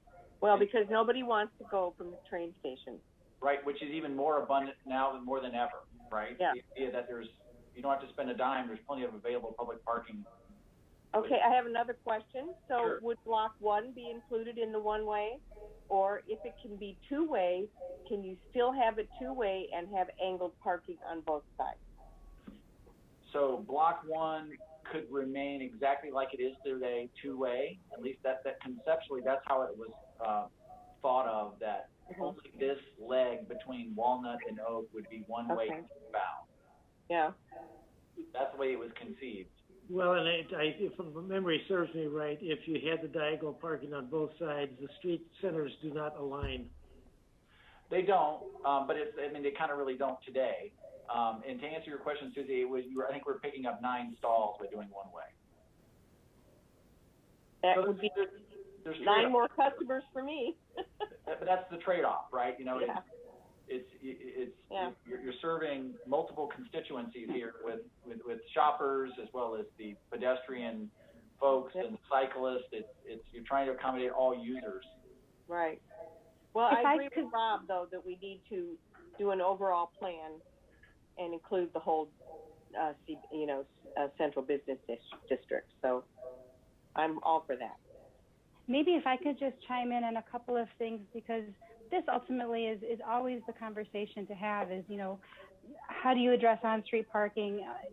A couple of things come to mind. One is from an economic development perspective, and we hang around with economic development folks enough that I hear it all the time. Two-way roadways provides more eyeballs to your store. So oftentimes the economic development experts will make the case for retaining two-way traffic for that reason. Another couple of things, we know that there's a lot of parking down at the station area. It's not a very attractive walk, and so the more things we can do to the streetscape for these blocks, including Block 1, would really draw folks into the downtown from the metro station. If you were to take, I haven't done this, but if you were to take Old Orchard Mall, for instance, and compare how far you walk from the parking lot to get to any store, I'll bet you walk further than you would between the downtown and the metro station. And so I think what we're recommending here is by having a more interesting walk, it will draw people in more readily. And the last point to make is that, we want to make sure that we're designing the streetscape not just for cars, but also for bikers and walkers. We know that Prairie Espresso is doing this awesome business as well as the other businesses in town. I've heard that, from the bike community, there's a lot of bikers that come here just to get a cup of coffee or just to use the downtown. So we want to make sure that it stays just as desirable for bikers and walkers as it does for cars. And that's the balance, of course. It's a lot to fit into a small, compact downtown. Yeah, to that point, Jody, this Saturday the weather was, unpleasantly pleasant, or I'm sorry, unusually pleasant for this time of year. Mid-afternoon on the Saturday, I can't tell you how many bicycles were parked in front of the brewery and strewn about the village green. I don't know. I think Mike had a really good Saturday at the brewery, just guessing by the number of cyclists that were there at 3 o'clock in the afternoon. It's wonderful. Yeah, thumbs up for Mike. Yes. Jody, I wonder if you've ever been here when Farmers Market is operating? Oh, yes. I love your farmers market. Okay. I live in Ravinia, by the way, so I'm a neighbor. I come there all the time. Good. And have you been here when some of the activities are going on during the summer at the Village Green? I've been there during, so my dad plays in a jazz band, and I think his band has played there, so I've been there for that as well. But I think it's, it definitely reaffirms the point that we want to make sure that we keep the flow and the openness as open as possible, because your street and your downtown changes seasonally whenever there's events, whenever it's a lovely Saturday afternoon and you've got a ton of bikes, using the downtown. So we want to make sure that we're very careful and very deliberate and not doing too much. Again, back to Bob's original comments, less is more. I didn't invent that. Bob, I see we have two people who want to speak, Susie McMurray and Mike Dorniker. Should we go to them at this point? Oh, okay, well, they did, but yeah, let's keep going. Yeah. I see hands are raised. Oh. Go ahead. Well. Okay, go ahead, Susie. Well, I don't know how to unraise my hand. I already spoke, so I'm okay. Okay. I just had one question. I did it. Yeah. So, actually on this one you have up here on the screen, one of the challenges we faced on Block 1 with spacing, talking about bikes and stuff, is we try to have, obviously our table setup layout is significantly different now than it would normally be. And so we try to do during normal times is tables of 4 kind of, actually, if you could go back to that other drawing. Sure. Thank you. So what we try to do is have tables of 4 kind of on the street and then tables of 2 up along the building itself. So to be enough for a family with a wagon or bikes to kind of travel. So in this drawing here, what is kind of the general spacing of these tables here by the wine and beer shop? Sure. And, and again, this is not intended to say that the wine and beer shop has to put their seating out that way. We were just testing it. But, as far as our streetscape design standards go, absolutely, we never want to see anything that's less than 6 foot of passable area. So, I bet that this is much more than that, because the parking space is 10 foot wide. So this passable area is probably closer to 8 or 9 feet. That's great. Yeah. I think if you look there right now, you'll see that they have out on the outer ring there.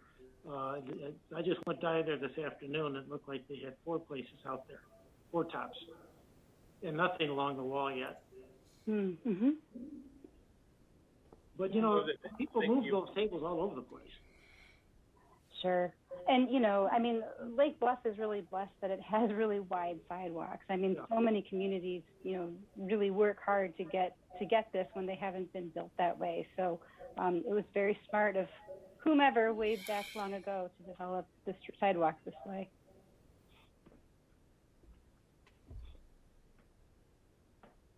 Okay, anything else? Regarding the parking issue, I'd like to reference a letter from Mark Stolzenberg where he suggested using some of the old parking lots in Block 3 so that we would not be disturbing old growth trees in some of the other suggested areas. Drew, are you there? I know, that's an issue between the landowner and the village. And Drew, are you still there? Sorry. Yeah, I was trying to get to my mute button. I am. Can I share my screen really quick, Jody, please? Of course. So I saw Mr. Stolzenberg's letter and Mrs. Briand's as well. Similar. So this is Block 3, and I believe the idea of the eastern side of this. This is R4 zoning. One of the I guess really the vision that the Plan Commission Zoning Board of Appeals has adopted for this particular area is. Everyone else see the shared screen? No. Oh, there we go. So, so this is a recent amendment, recent being 2016, to the 1997 Comprehensive Land Use Plan of the Village. And actually, Jody was the planner that helped with this when this is put together. This was a result of actually a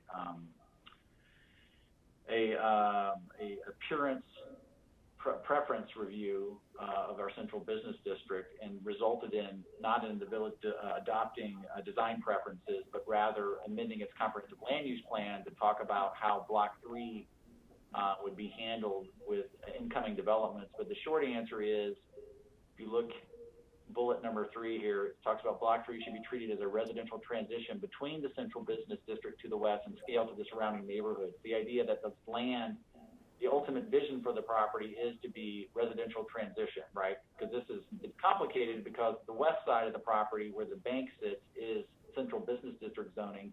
The east side, the other two lots, is R4, and which makes for a very clunky transition. Not to mention that it's a very small area to try to transition in, right? It's such a small footprint. It's difficult to do it well, and I think that's one of the reasons why a lot of these projects that have come in to try to be economically viable at the same time, provide a smooth transition, it just hasn't been a good, the right project I don't think has been seen yet by the community. But to the point of this is, so the highest and best use of this property is not foreseen as to be parking. Mm-hmm. And I think Mr. Bailey from the library talked about it earlier. The land basis cost makes this pretty difficult, even though the existing infrastructure is there to turn it into parking. It's pretty pricey, and the idea of the village acquiring this property for that purpose, the marginal cost of even adding the 9 stalls as part of this project is just an extra paint, right? That is a lot less of an investment for the village than to acquire this property, which ultimately its vision is not to keep it a parking lot. So the idea for the village adopting for that purpose would be it would go against its own policy. Okay. Drew, it's Susie. I have a question. Yeah. Why couldn't you just stripe it and use it and rent the property until they sell it for whatever? I mean, is it too much a liability, or what's the deal? Even right before the PNC sold it, I had negotiated an agreement for that very use, and I had it going to the village board agenda, and I had to pull it off the agenda because they sold the property. Okay. The owners has been trying to, haven't been motivated to work with the village on that. Well, they could be making money in the meantime. That's all I'm saying, is that if they were good business people, they would stripe it and use it as a parking lot until they sold it to whomever's going to develop it ultimately. Not arguing with you. That's what I would do. Well, maybe you should acquire it and get into business with the village. I can't do that. Sorry. Yeah. That answer your question, Cherie? Yes.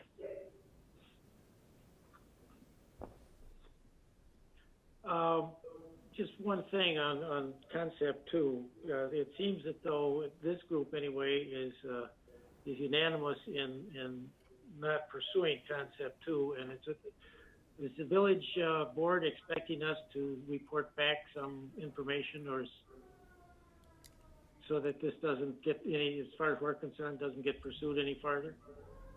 What I think, and I talked about this earlier in the day with Jody, is the village is trying to get this project completed in the fall, and so I'm trying to develop a shopping list. So what materials do we purchase? What amenities are we looking for? And so to answer your question, the primary issue is you've eliminated this alternative, at least in your perspective. I will report that back to the village board, and they'll take your recommendation and give direction to staff on how they want to see the project. But the idea of the trade-off for the parking versus the pedestrian improvements, the board will take all that into consideration, Bob. So you answered the question.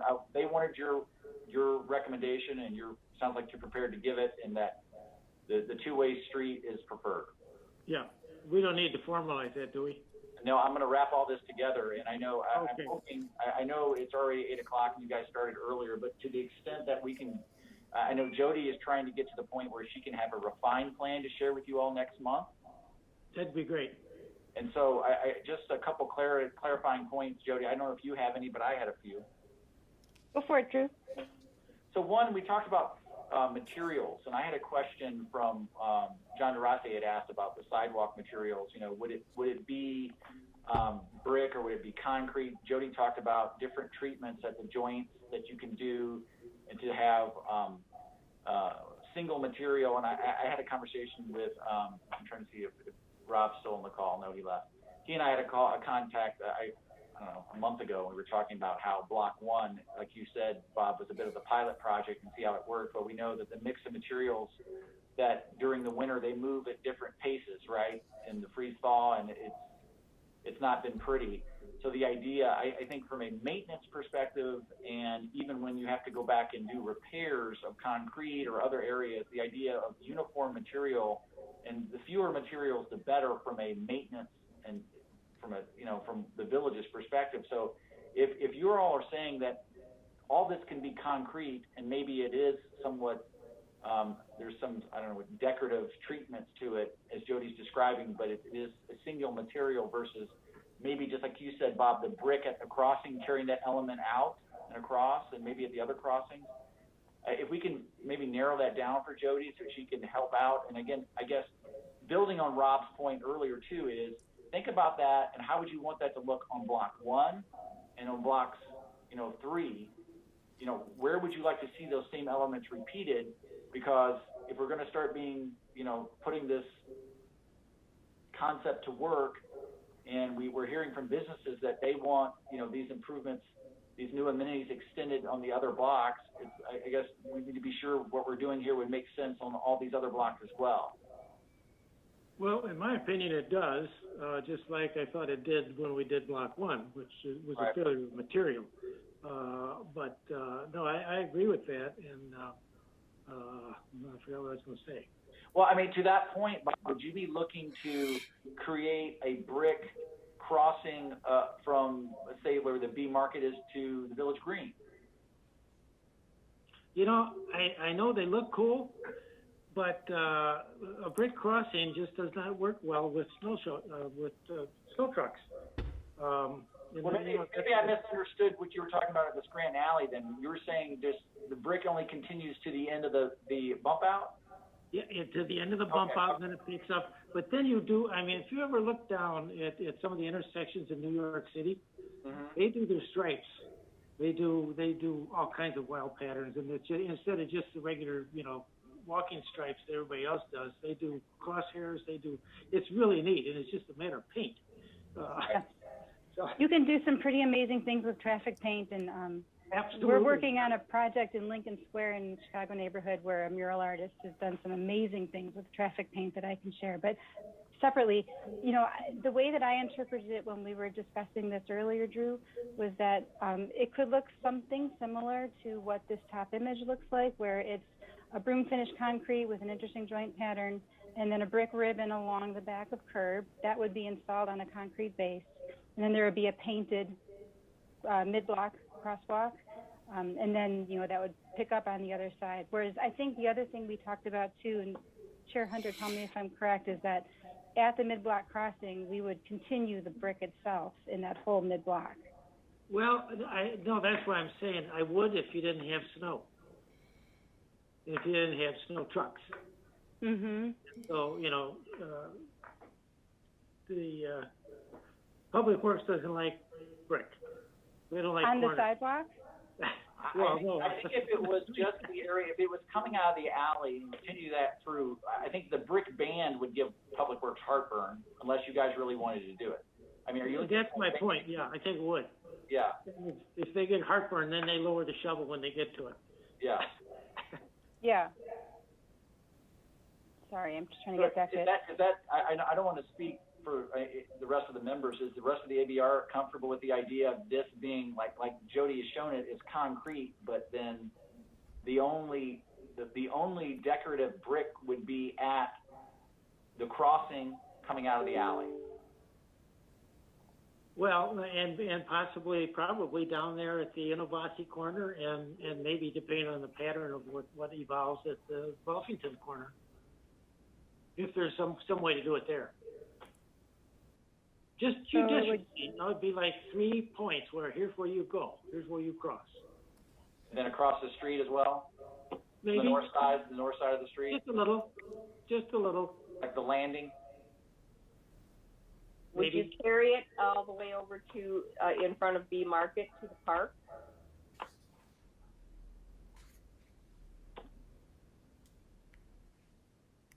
I don't know if this is coming through. I'm just saying, if you're going to do that, just that block 2, why wouldn't you do block 1 and make the crossing thing? If you're going to incorporate everything and make it look alike. Oh, well, I don't think that's going to fit into the project right now. Yeah. Okay. But long term. But in the future. Yeah. Right. Yeah. Yeah. Okay. Well, that's possible. That's possible. Yeah. That's what I'm saying. That was my point. Is if you like it, just let's try to be sure we like it everywhere. Right. Right. I mean, can you all see what I've just doodled? Yeah. I mean, does that all kind of make sense? And so I heard Bluffington's that we can expand this bump out, and I appreciate Bob's comment about making it a snowplow friendly well, and the point bump out. Anyway, they look funny in plan, and anything that looks funny in plan is going to look funny. Period. So. And we don't really care what it looks like in plan, but we want to make sure that it's functional and that it gets enough seating. Because if we did this here at the east end, we would get a lot more space for tables and chairs. Yeah. And then, so, all right, thank you for that. Wait, before you go off of paving, can I just confirm? So what I heard was, the brick paving at the mid blocks, the end points. How about the ribbon? Did we say no to the brick paving on the ribbon? I think it's something we don't need to do. Yeah. I agree. Yeah. Especially where you have diagonal parking, that car's covering it anyways for the most part. Yeah. Okay, thank you for clarifying that. And one more thing we should clarify too, Jody, is how the tree wells. So, like one of the things we've talked about, like if the village was going to do concept 2, and it doesn't sound like that's what. Well, I know you're not recommending that, but that was going to take out the trees. And so what we're talking about now is leaving the tree wells exactly like they are. And so the goal would be to build all this around the existing trees so that they would remain as you see them today. That's correct. And so that's something that we're doing in Wilmette right now, where we've protected all the trees that we can. There are a lot of tree protection measures that need to be put into place to make sure they survive construction, so we would recommend that. The tree wells should be the same as what they are today. And yes, I wouldn't recommend trying to fit tree grates around them, because with the root flare and the elevation change, it just won't work out so well. And in a perfect world, we would, but we don't want to, right now's not the time to do it because we don't want to destroy the trees. Yeah, I think so. So that was the material issue. And then, so can we talk about the pedestrian seating opportunities, the bench versus the seat wall? Yeah, let me get to that. Because I know the seat walls are the element that's out in the area across from the village hall area, right, where the fountain is, and the idea, did you want to repeat that element? I mean, it's a bit of a hodgepodge. Village Green has a little bit of column A, a little bit of column B. They have, a seat wall. They've also, there's benches. So the idea of seating, do you have a preference? Obviously, the brick is more expensive, but again, it's more consistent with some other. I think when the brick is part of an overall pattern of that, if you look at any one of those corners, that's a whole unit, and the brick is a part of that. It's part of all the elements, and the seat wall just becomes something that's glued on. no matter how cool the seats may be. That's my opinion of I don't mean the seat wall, I mean the furniture becomes sort of glued on. It's a kit of parts then. My opinion. Anybody else? Yeah, I like the brick wall. I think it's a little bit more elevated, a little more sophisticated. And it serves a purpose to define the planting areas without worrying about some kind of walking damage on them. You know, and I can just reiterate, in my opinion, I prefer the seat walls to benches, because when a bench is sitting vacant, it looks like a vacant bench. And when it's a seat wall, it looks like, you know, it's a sculptural element. So, Wall is the secondary really nice. use. Yeah. I have a problem with the brick surface on the top.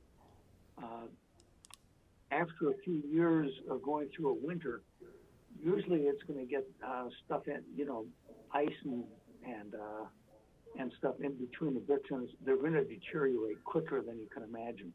Oh, yeah, I'm afraid I don't have a good picture to explain, but I think what we would recommend in that case is it would be a brick wall with a limestone cap, or it could be a limestone cap with a, so if anybody goes to Tudor Court in Glencoe, there are these benches and they have different forms.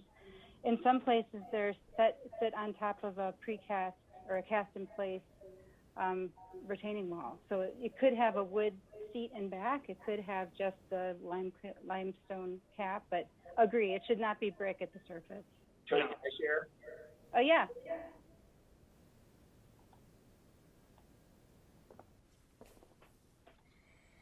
What happened? No, I'm going to share.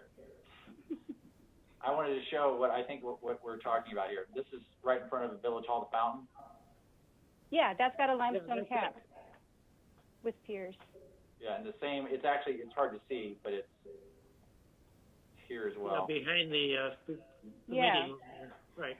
And those look like those are rock-faced pier caps and wall caps, which has a really nice appearance to it. Yeah.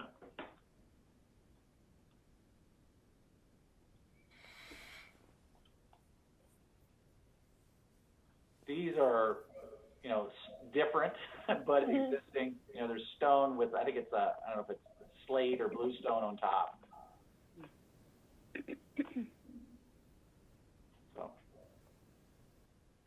It'd be nice to have continuity. Agreed. That's a great point. Can I ask a couple of shopping list questions? Sure. Okay, I think so. We have consensus on the two-way system for parking.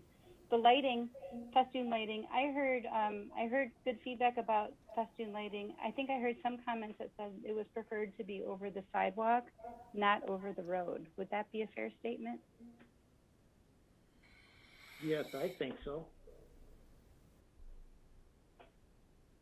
Somebody else chime in. I agree. I think I would prefer not over the road. Thank you. I'll keep moving on, but feel free to come back to lighting if someone needs to. My other one was I heard good support for the mid-block crosswalks, so I think we can go ahead and include those. And then I heard some support about expanding the bump out near Bluffington, considering that in the future there might be other uses that would do business past 3 p.m., but to do the bump outs in such a way that we're friendly to the snowplows. Yes, and the same bump out is down there at the Scranton Alley too. The same committee thing, yeah. Correct. Thank you.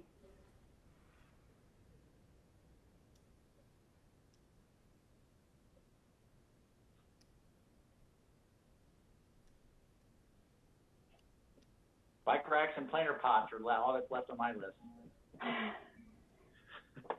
Drew is thorough. Here, let me, I can share my screen if you guys want to look at those. I did have an idea about bike racks, and you can all tell me what you think. This goes back to Chair Hunter, you may recall, back with even the original concept plan, you talked about you wanted bike racks, you wanted that they would be painted black, but they never really settled on the actual, what it should look like, right? Right. I can just kind of throw out a couple of ideas and you can tell me what you think. You know, these are upside down U-racks in Evanston. They're very common everywhere. They could have a branding element to them if you wanted to have something that said like Bluff, for instance. Another optional rack, if you can see these, I know it's a little far away, but these are bike racks that are bike bollards, and so they have a slimmer appearance, but it has a very simple ring that gets attached to the bollard, and it has just a nice, you know, simple design to it. And you know, you want something that doesn't take up too much space, but still kind of does the trick and giving people a place to lock their bikes to. Well, mostly, either a lot of bikes or kids throwing their bikes on the ground next to the rack. Exactly. Unfortunately, that tends to always happen no matter how many bike racks you have. With the proposed bike rack over there by Hub and Cycle, is the Hub and Cycle bike rack that's out there, is that theirs and they own it, or is that the city's or the village's? They own it, Julie. Okay, so are we proposing replacing it and having it be used for everybody, or is it going to be for their use, for them to park their bikes and their merchandise, or how's that going to work? It's been communal from the get-go. That was part of the deal. It was with the previous owners back when it was Activator Cycles. When it was in, it was on the condition that anybody could use it, and that's how it's been working over the years. And it's worked out okay. It's just an ugly rack. Yeah. Are we proposing then to replace that with whatever we're selecting here, or future selection? Or does that stay no matter what we do? Our proposal was to put something back that has a black appearance, you know, to match the light poles and the rest of the furnishing, so it has a little bit more of a finished appearance, and something that would be anchored to the ground rather than loose. You know, so that was our recommendation, but of course it's a kind of a minor detail that we could go either way. It doesn't make a tremendous difference to the streetscape. If you have a preference, that's great. We'd love to hear it. Alternatively, I think Jody and I can go over and meet with Hub and Cycle folks and have a conversation with them. Well, that's not the only rack in town. You know, there's racks down at Bluffington's, there's the ones over across the street in Block 1. They're kind of around. There's some at the library, and they're all like, they were dragged out of the junkyard. Well, only one of them was dragged. The one in front of Hub and Cycle is private, I will say. It's not public. The rest are public. But again, continuity throughout the village on this kind of furniture is, I think, is now the devil is in the details. Exactly. And we know you didn't make up that quote either. Oh yeah, but give me some credit somehow. Mr. Vanderoe. Yeah. Member Waymire, you're an active cyclist. Do you have any preferences on which type you use? I think the ones that are going to be easiest for the kids to try to park their bikes at are going to be the best ones. Probably not the bollards, as much as those are low profile and they look nice. I think they might be confusing for children to try to figure out how to park their bikes at. So maybe going with something that really lends itself to I'll park my bike here and it's going to be really easy is the best way to do it, to try to organize those kids and perhaps some of the adults that ride bikes. So something like what's there now, essentially just maybe one-sided as opposed to, some of them are two-sided and they don't function well. But something like that, that's simple to slide your tire into, because most people don't even lock their bikes that I see. I agree. Yeah, I think that that's probably the way to go, and you know, that doesn't take up too much extra room, but something that's easy and black and painted nice and doesn't look like it came from the junkyard. I mean, the thing with bike rack storage is that a lot of people want to be able to lock their front wheel to their frame, and so the U-racks, you know, allow for that. That said, I know that a lot of people that ride really fancy racing bikes won't even lock them either. They'll just lean them up against the cafe where they're sitting so they can keep an eye on it. Yeah. So, you know, it's tough to satisfy all the different types of bikers. I've never seen a bike locked here. I don't know if I've. That's interesting. Oh, I see lots of them. They're wrapped around the seat. They are. Right. Yeah, they're given for Christmas and never used. Yeah. Yeah, it's just not that I mean, they leave their backpacks on the steps of B Market for the afternoon. It's just the mentality's not there to lock up personal items, except at the train station. That's pretty awesome, actually. Yeah. Well, can we see I mean, is this a detail that we're going to get solved tonight? No, but Jody and we'll figure it out. Yeah, and I can just offer one really simple thing. As far as bike racks go, they're typically just anchor bolted to the sidewalk. They don't even have to be anything that gets decided until after the sidewalk is installed. Right, it's definitely a very last thing, for sure. No foundation needed for those. I have a daughter-in-law who's a welder, and she has made very cool decorative bike racks for people before. I think you might find a local artist who could make you something that's unique to Lake Bluff, that's still like a U-rack that might be very creative. But I wouldn't know where to start looking for them. That's a cool idea. I mean, there's lots of other really nice, colorful bike racks and lively sculptural type things out there. But I think that would be cool. Planter pots?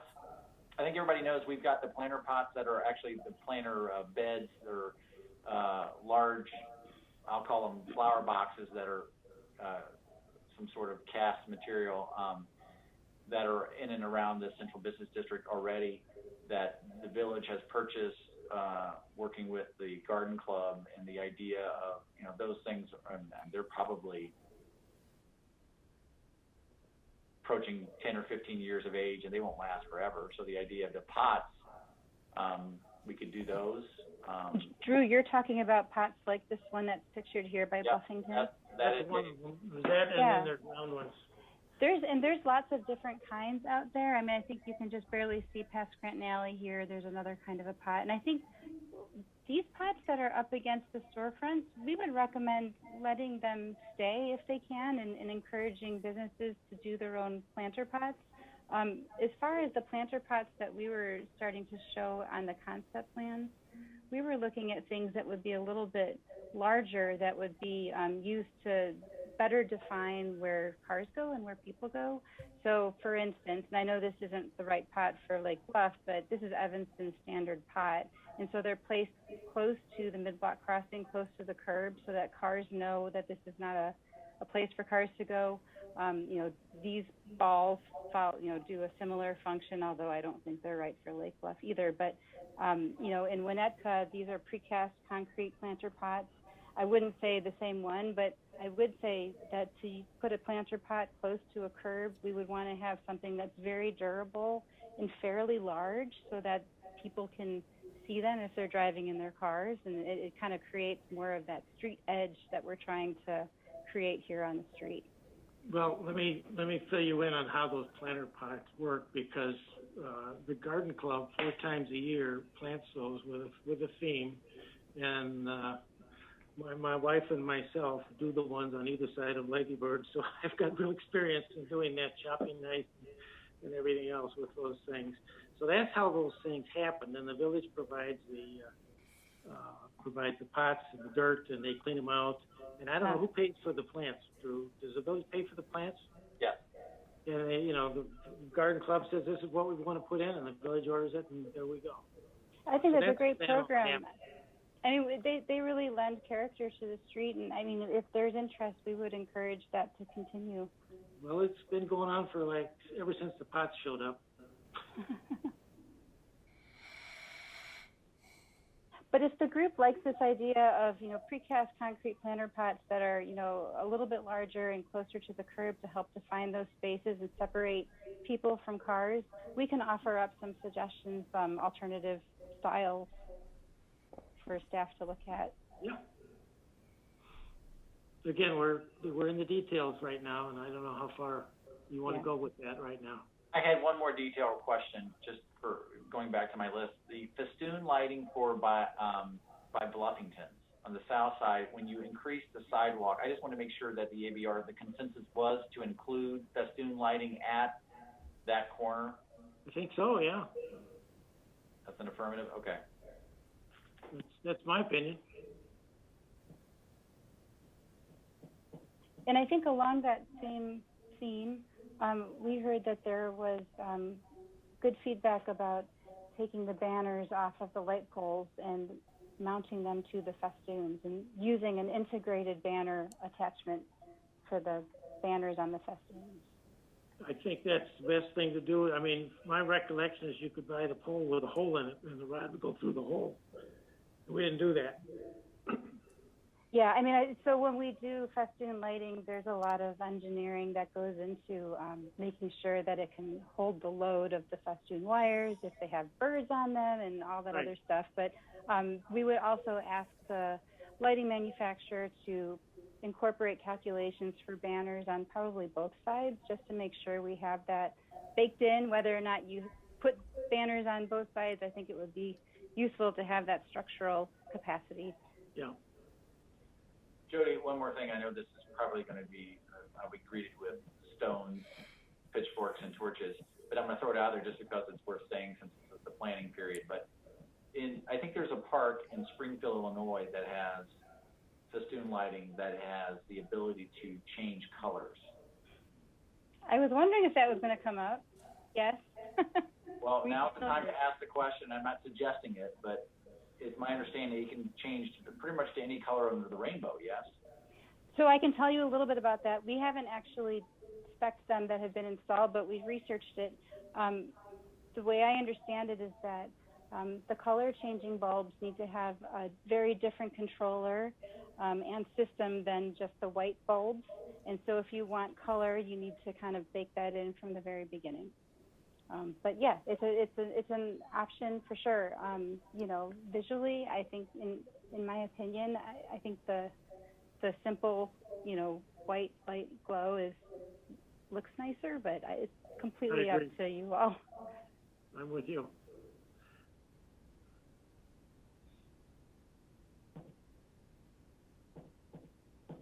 So it goes the way of the one-way street. Understood. That's fine. I want to throw it out there. I'm glad you talked about it, though, because I meant to ask the question as well. Better to figure it out now.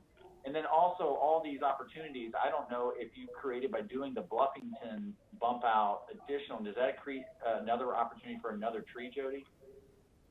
Yeah. Well, yeah. I think so. We probably want to just check our vision cones. We might not want to put a tree there just so that we make sure we have good visibility, but we can take a look at it.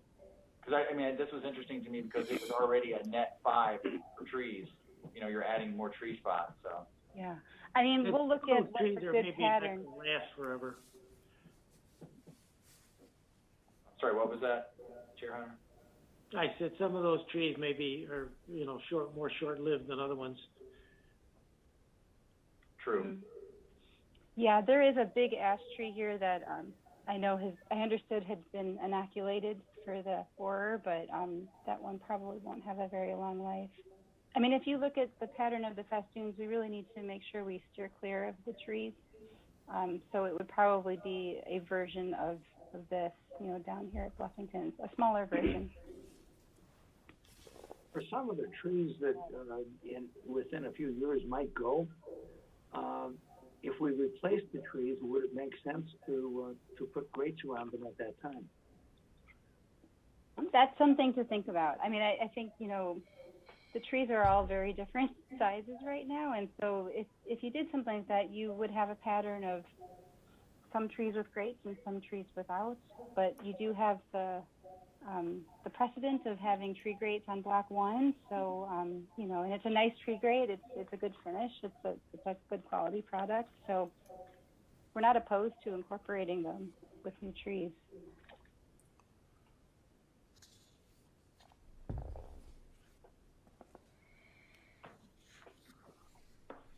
That's my shopping list.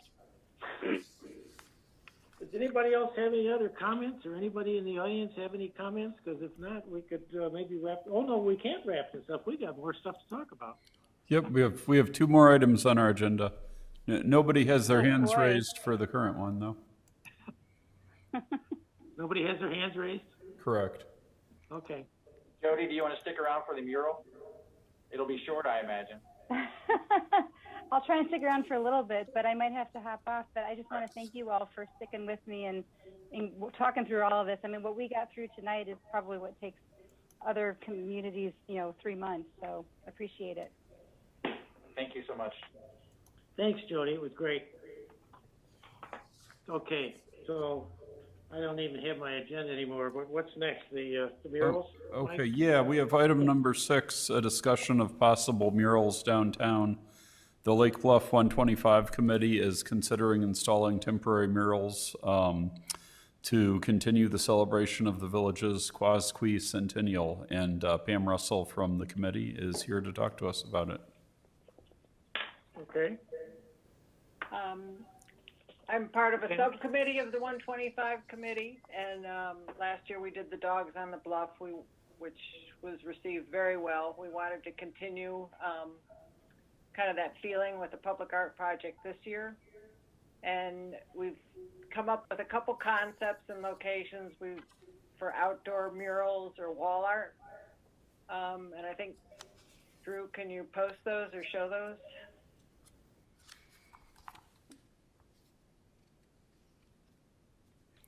Let's see, let me see if I didn't, oh, maybe Drew's got it. Okay, good. Okay.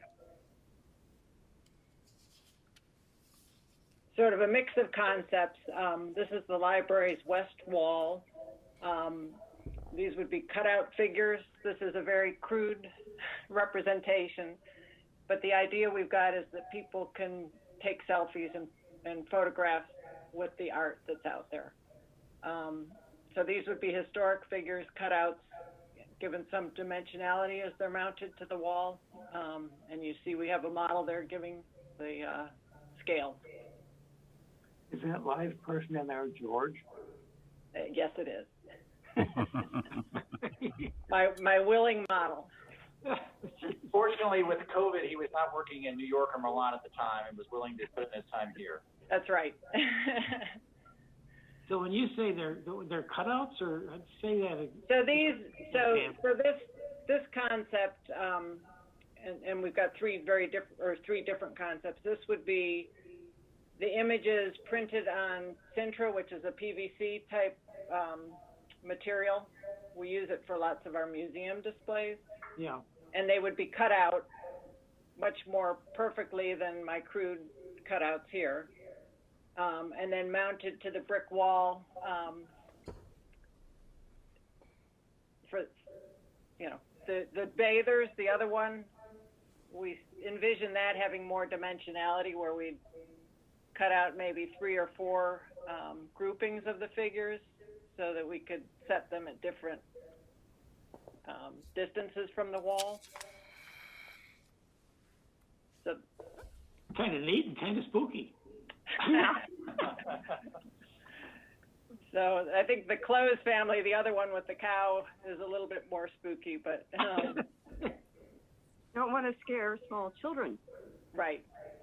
So we thought that would be fun, and the way there's about, I think, a foot of soil there between the sidewalk and the building wall. You can't really see that here, but it would be in that space. How would you attach them? Just with screws into the wall. Oh, okay. Very into thorough. the mortar. So the material's like 6 millimeters. It would be firm enough to stand up there. So Anybody have any other comments? It's just a funky idea. Let me show you the other concept, and then I'll describe the third one for now.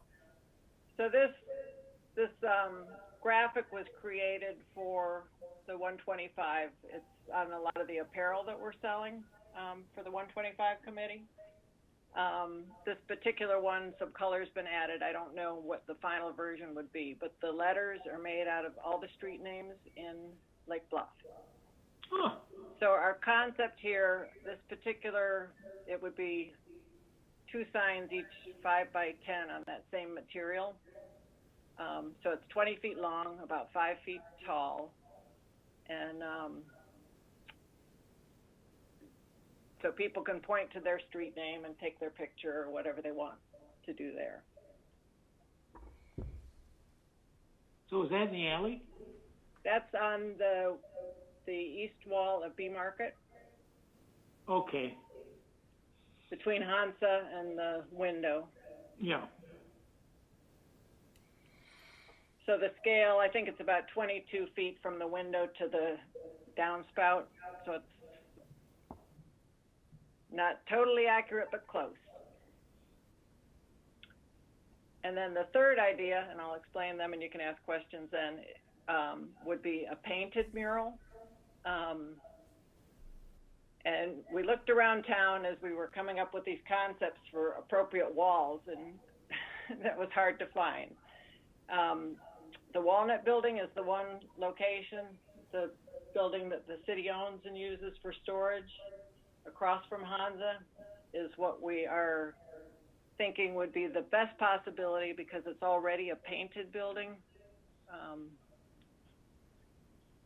So in our committee the other night, we talked about two possibilities. This wall, which is the south wall, or also painting the west wall with the stairs and the garage door. And Sandy Bacon, who's probably also on this call, she's the artist she'll come up and with the design, and we see this as having volunteers participating in painting the mural under her guidance. But that could be interesting. So those are the three locations that made the most sense to us, and three of the ideas we've come up with. We're open to other possibilities too. But we wanted to get your thoughts and input so we could tweak the idea. And we've talked to Rob Douglas and we've talked to Eric Bailey, and they're supportive of the idea on their buildings. I said I would defer to you all for the wall of that building. Library is very excited. Pam sent me the mock-up. I think it looks really cool. We're excited to participate. Pam, how long would these be up? We're envisioning through the summer, through like September into October. The 125 celebration is September 25th, so we'd like to have them up through September anyway. And what about the mural that would go on the building? Because that's more permanent. Right. We could either leave it to fade or we could paint it back white.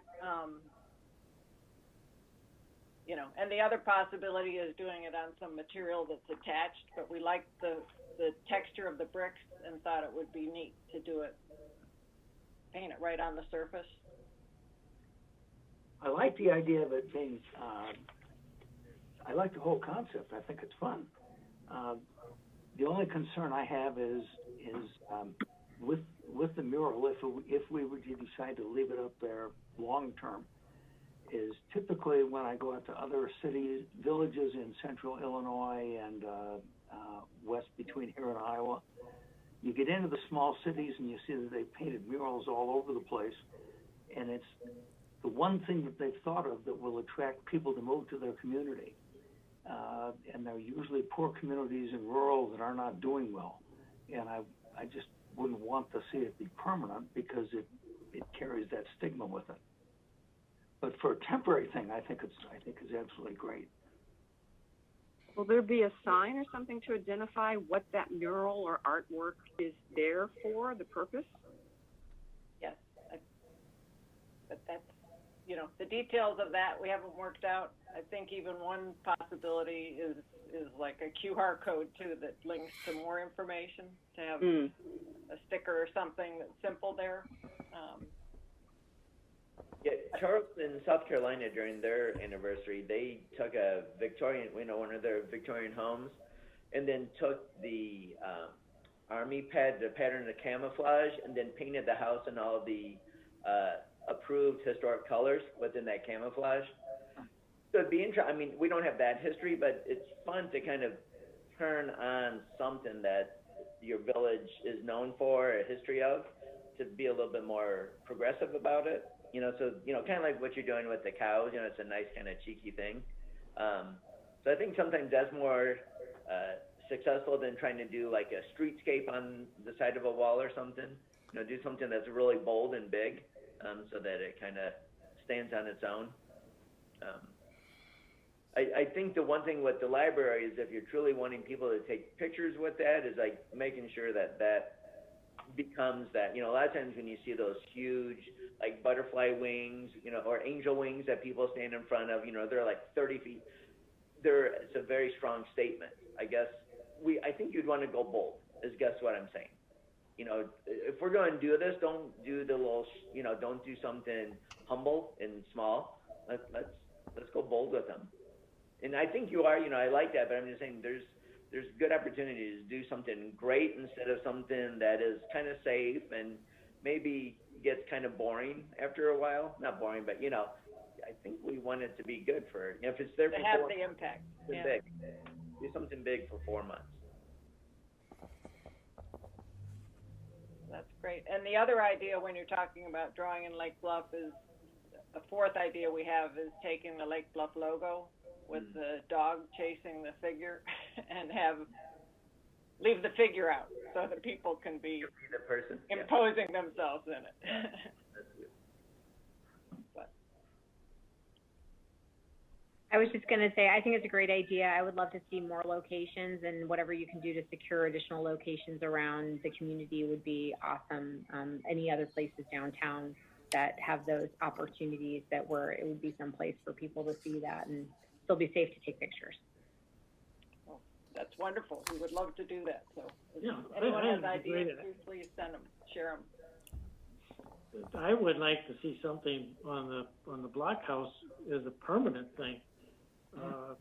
And I don't, maybe that's out of line, but that's kind of like a big canvas waiting to be tackled.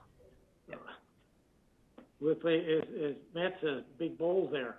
Doesn't have to be. I'm surprised you didn't say camouflage the building using camouflage. Yeah. That's the most attractive structure. Yeah. Yeah. Have you thought about doing anything with the gazebo, since that's such the marker of the town? If it's, I talked about tying the festoon lights to it, but maybe there's something else we do with it for the, I don't know what it is, but maybe that's, even if it's painted a different thing, and it can always be painted pack white, but something. I think to me, that's the heart of the village, and maybe we do something with that for a while. It's kind of a boring, It's a pretty unremarkable gazebo. Old story, the gazebo. I think I would want to start a petition to change it, but I don't do that right now. But maybe we do something to it for the anniversary. So you'd be supportive of painting it for this temporary? I'd be supportive of doing anything to it. I'm all for making that thing way more amazing than it is. It's kind of a tight little thing. I think it could address the community better, but that's a different conversation.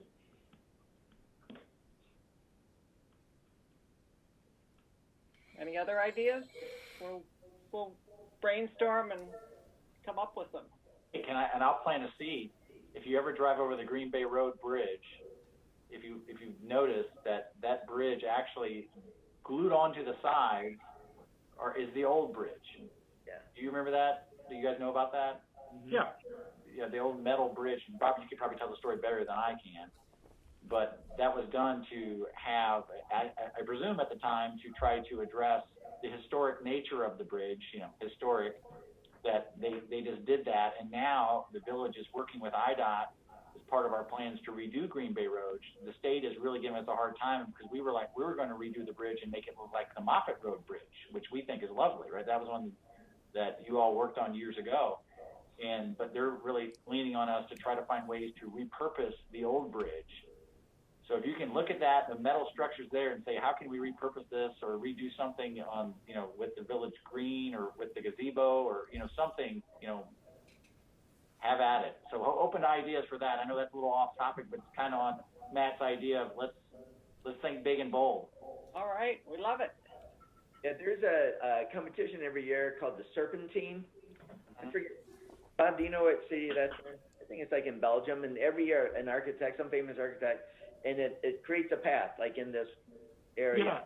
Yeah. And it'd be kind of cool to maybe use those to create some kind of pathway, something interactive with that, Well, we talked about this about 6 months ago. We did, right. I you guys did, yeah. I got all kinds of ideas about, huh?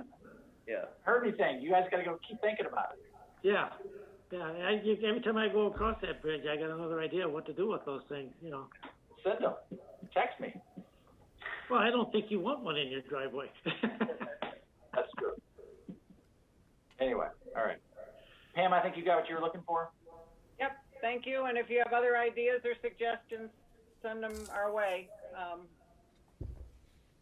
Okay. We'll try to go big and go bold. Yes, excellent. Great. Thank you very much. My apologies and thanks to everybody at the ABR for tonight. I think you guys didn't know you were running a marathon tonight. It wasn't a sprint. Well, we would. We're not done yet. We got one more item. Yep, we do. I'm done. Thank you, everybody. I really appreciate your time. Drew, you're not going to stay around for the library parking lot? This one might be fast. I think it'll be fast. Yeah, probably. I hope. Have a good night. Okay, bye, Drew. Okay, well, item 7 is a public hearing to review alterations to the site plan for the Lake Bluff Library parking lot. You guys received, I forwarded on emails and letters from 2 people, Stan Hong of 104 East Scranton, who asked about enforcement of the hours of construction, which I told him we would certainly do. And then a email from Bob Broughton, who lives at 130 East Center, but was in Florida at the moment and wasn't sure exactly where the peninsula was in relation to his spruce trees. And I assured him it's actually directly behind his garage, so not behind the spruce trees. So obviously Eric Bailey is here to, the library director is here to discuss this item with us. And it's a public hearing, so I guess, Bob, we should swear him in. Yeah, okay. Can you do that? Because I forgot. Sure. Eric, do you swear to tell the whole truth and the truth and the whole truth? Absolutely. Absolutely. Just say I do. Okay. And I'll even aim to keep this fairly quick. Really what it comes down to is that the parking lot needs to be resurfaced. It's gotten to be not just cracked, but getting fissured to the point where there's little pieces of it starting to come up all over the place. Not good, needs to be done. So we're going to set aside the funds to do it this year. We've gotten in on the bid with the village's annual public works projects. And so we've got that all squared away. What we're hoping to do as part of the resurfacing is eliminate a peninsula that's currently in the lot for a number of reasons. First, obviously, it would give us another parking spot in that lot. We often do need an additional space back there.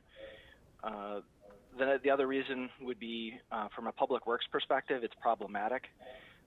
The public works folks come over and clear out the snow for us, and the result of having that peninsula in the middle of this very narrow parking lot makes it a bit of a challenge as far as getting the snow cleared. And from a landscaping perspective, their challenge also translates over into the summer because inevitably the huge big pile of snow gets piled up on that peninsula, along with increasingly large chunks of our parking lot. And it's kind of like this little gravel bar that's not very attractive. Additionally, there are 2 trees that occupy the peninsula, both of which are kind of getting themselves into the power lines that run behind the library. So that would be another opportunity to eliminate those, which are probably not great having those into the power lines there. So that's what we would like to do. We're going to resurface the lot. We would like to eliminate the peninsula. And you've got the drawings there. I don't have that up on my screen to share it. Mike, would you be able to share over to that? Actually, I've got the... It would take me a few minutes. I can get to that, although it's a pretty simple drawing that people have in their packets, so I'm not sure if it's necessary. Yeah, Do you guys it belatedly occurred to me that I've got the packet up, which has it in there, so it'll just take me a moment. Oh, okay. I would add that Commonwealth Edison has had their way with those trees.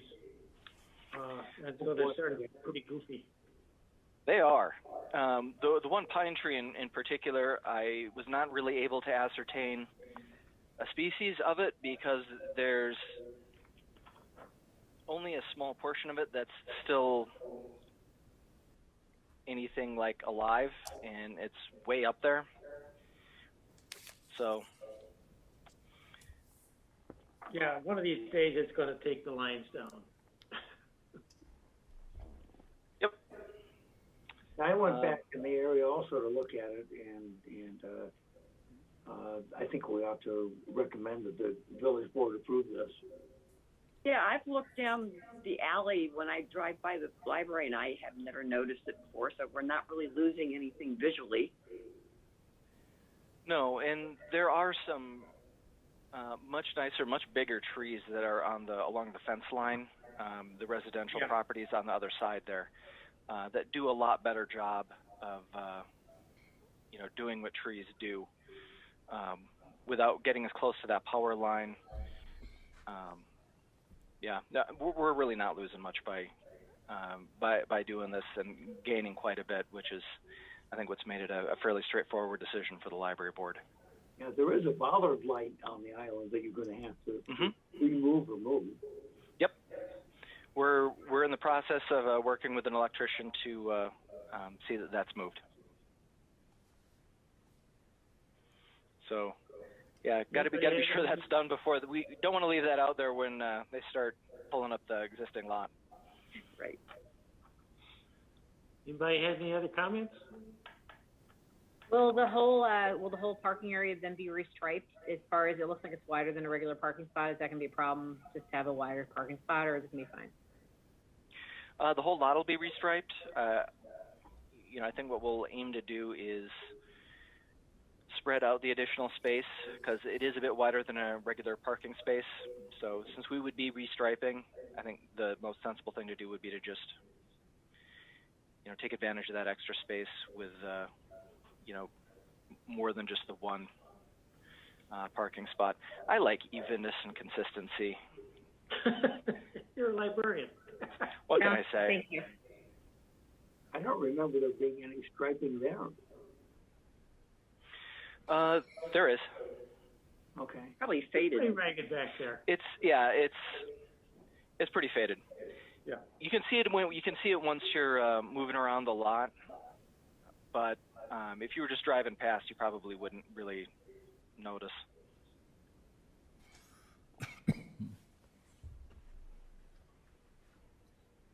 Any comments? Nope. You need a motion? Yeah. I move that we recommend to the village board that they approve this site plan. Second. All right. Roll call. What was that, Cherie with the second? Yes. Yep. Okay.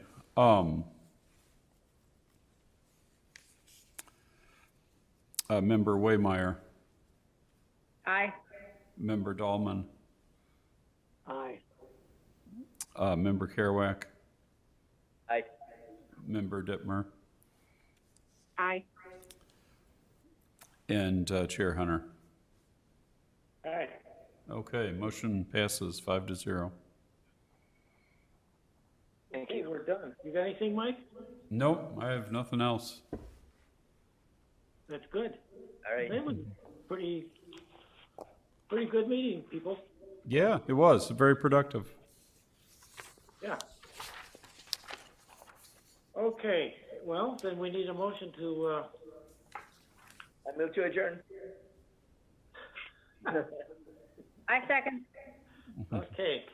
All in favor of favor? adjourning? Aye. Aye. Aye. All right. Good night, all.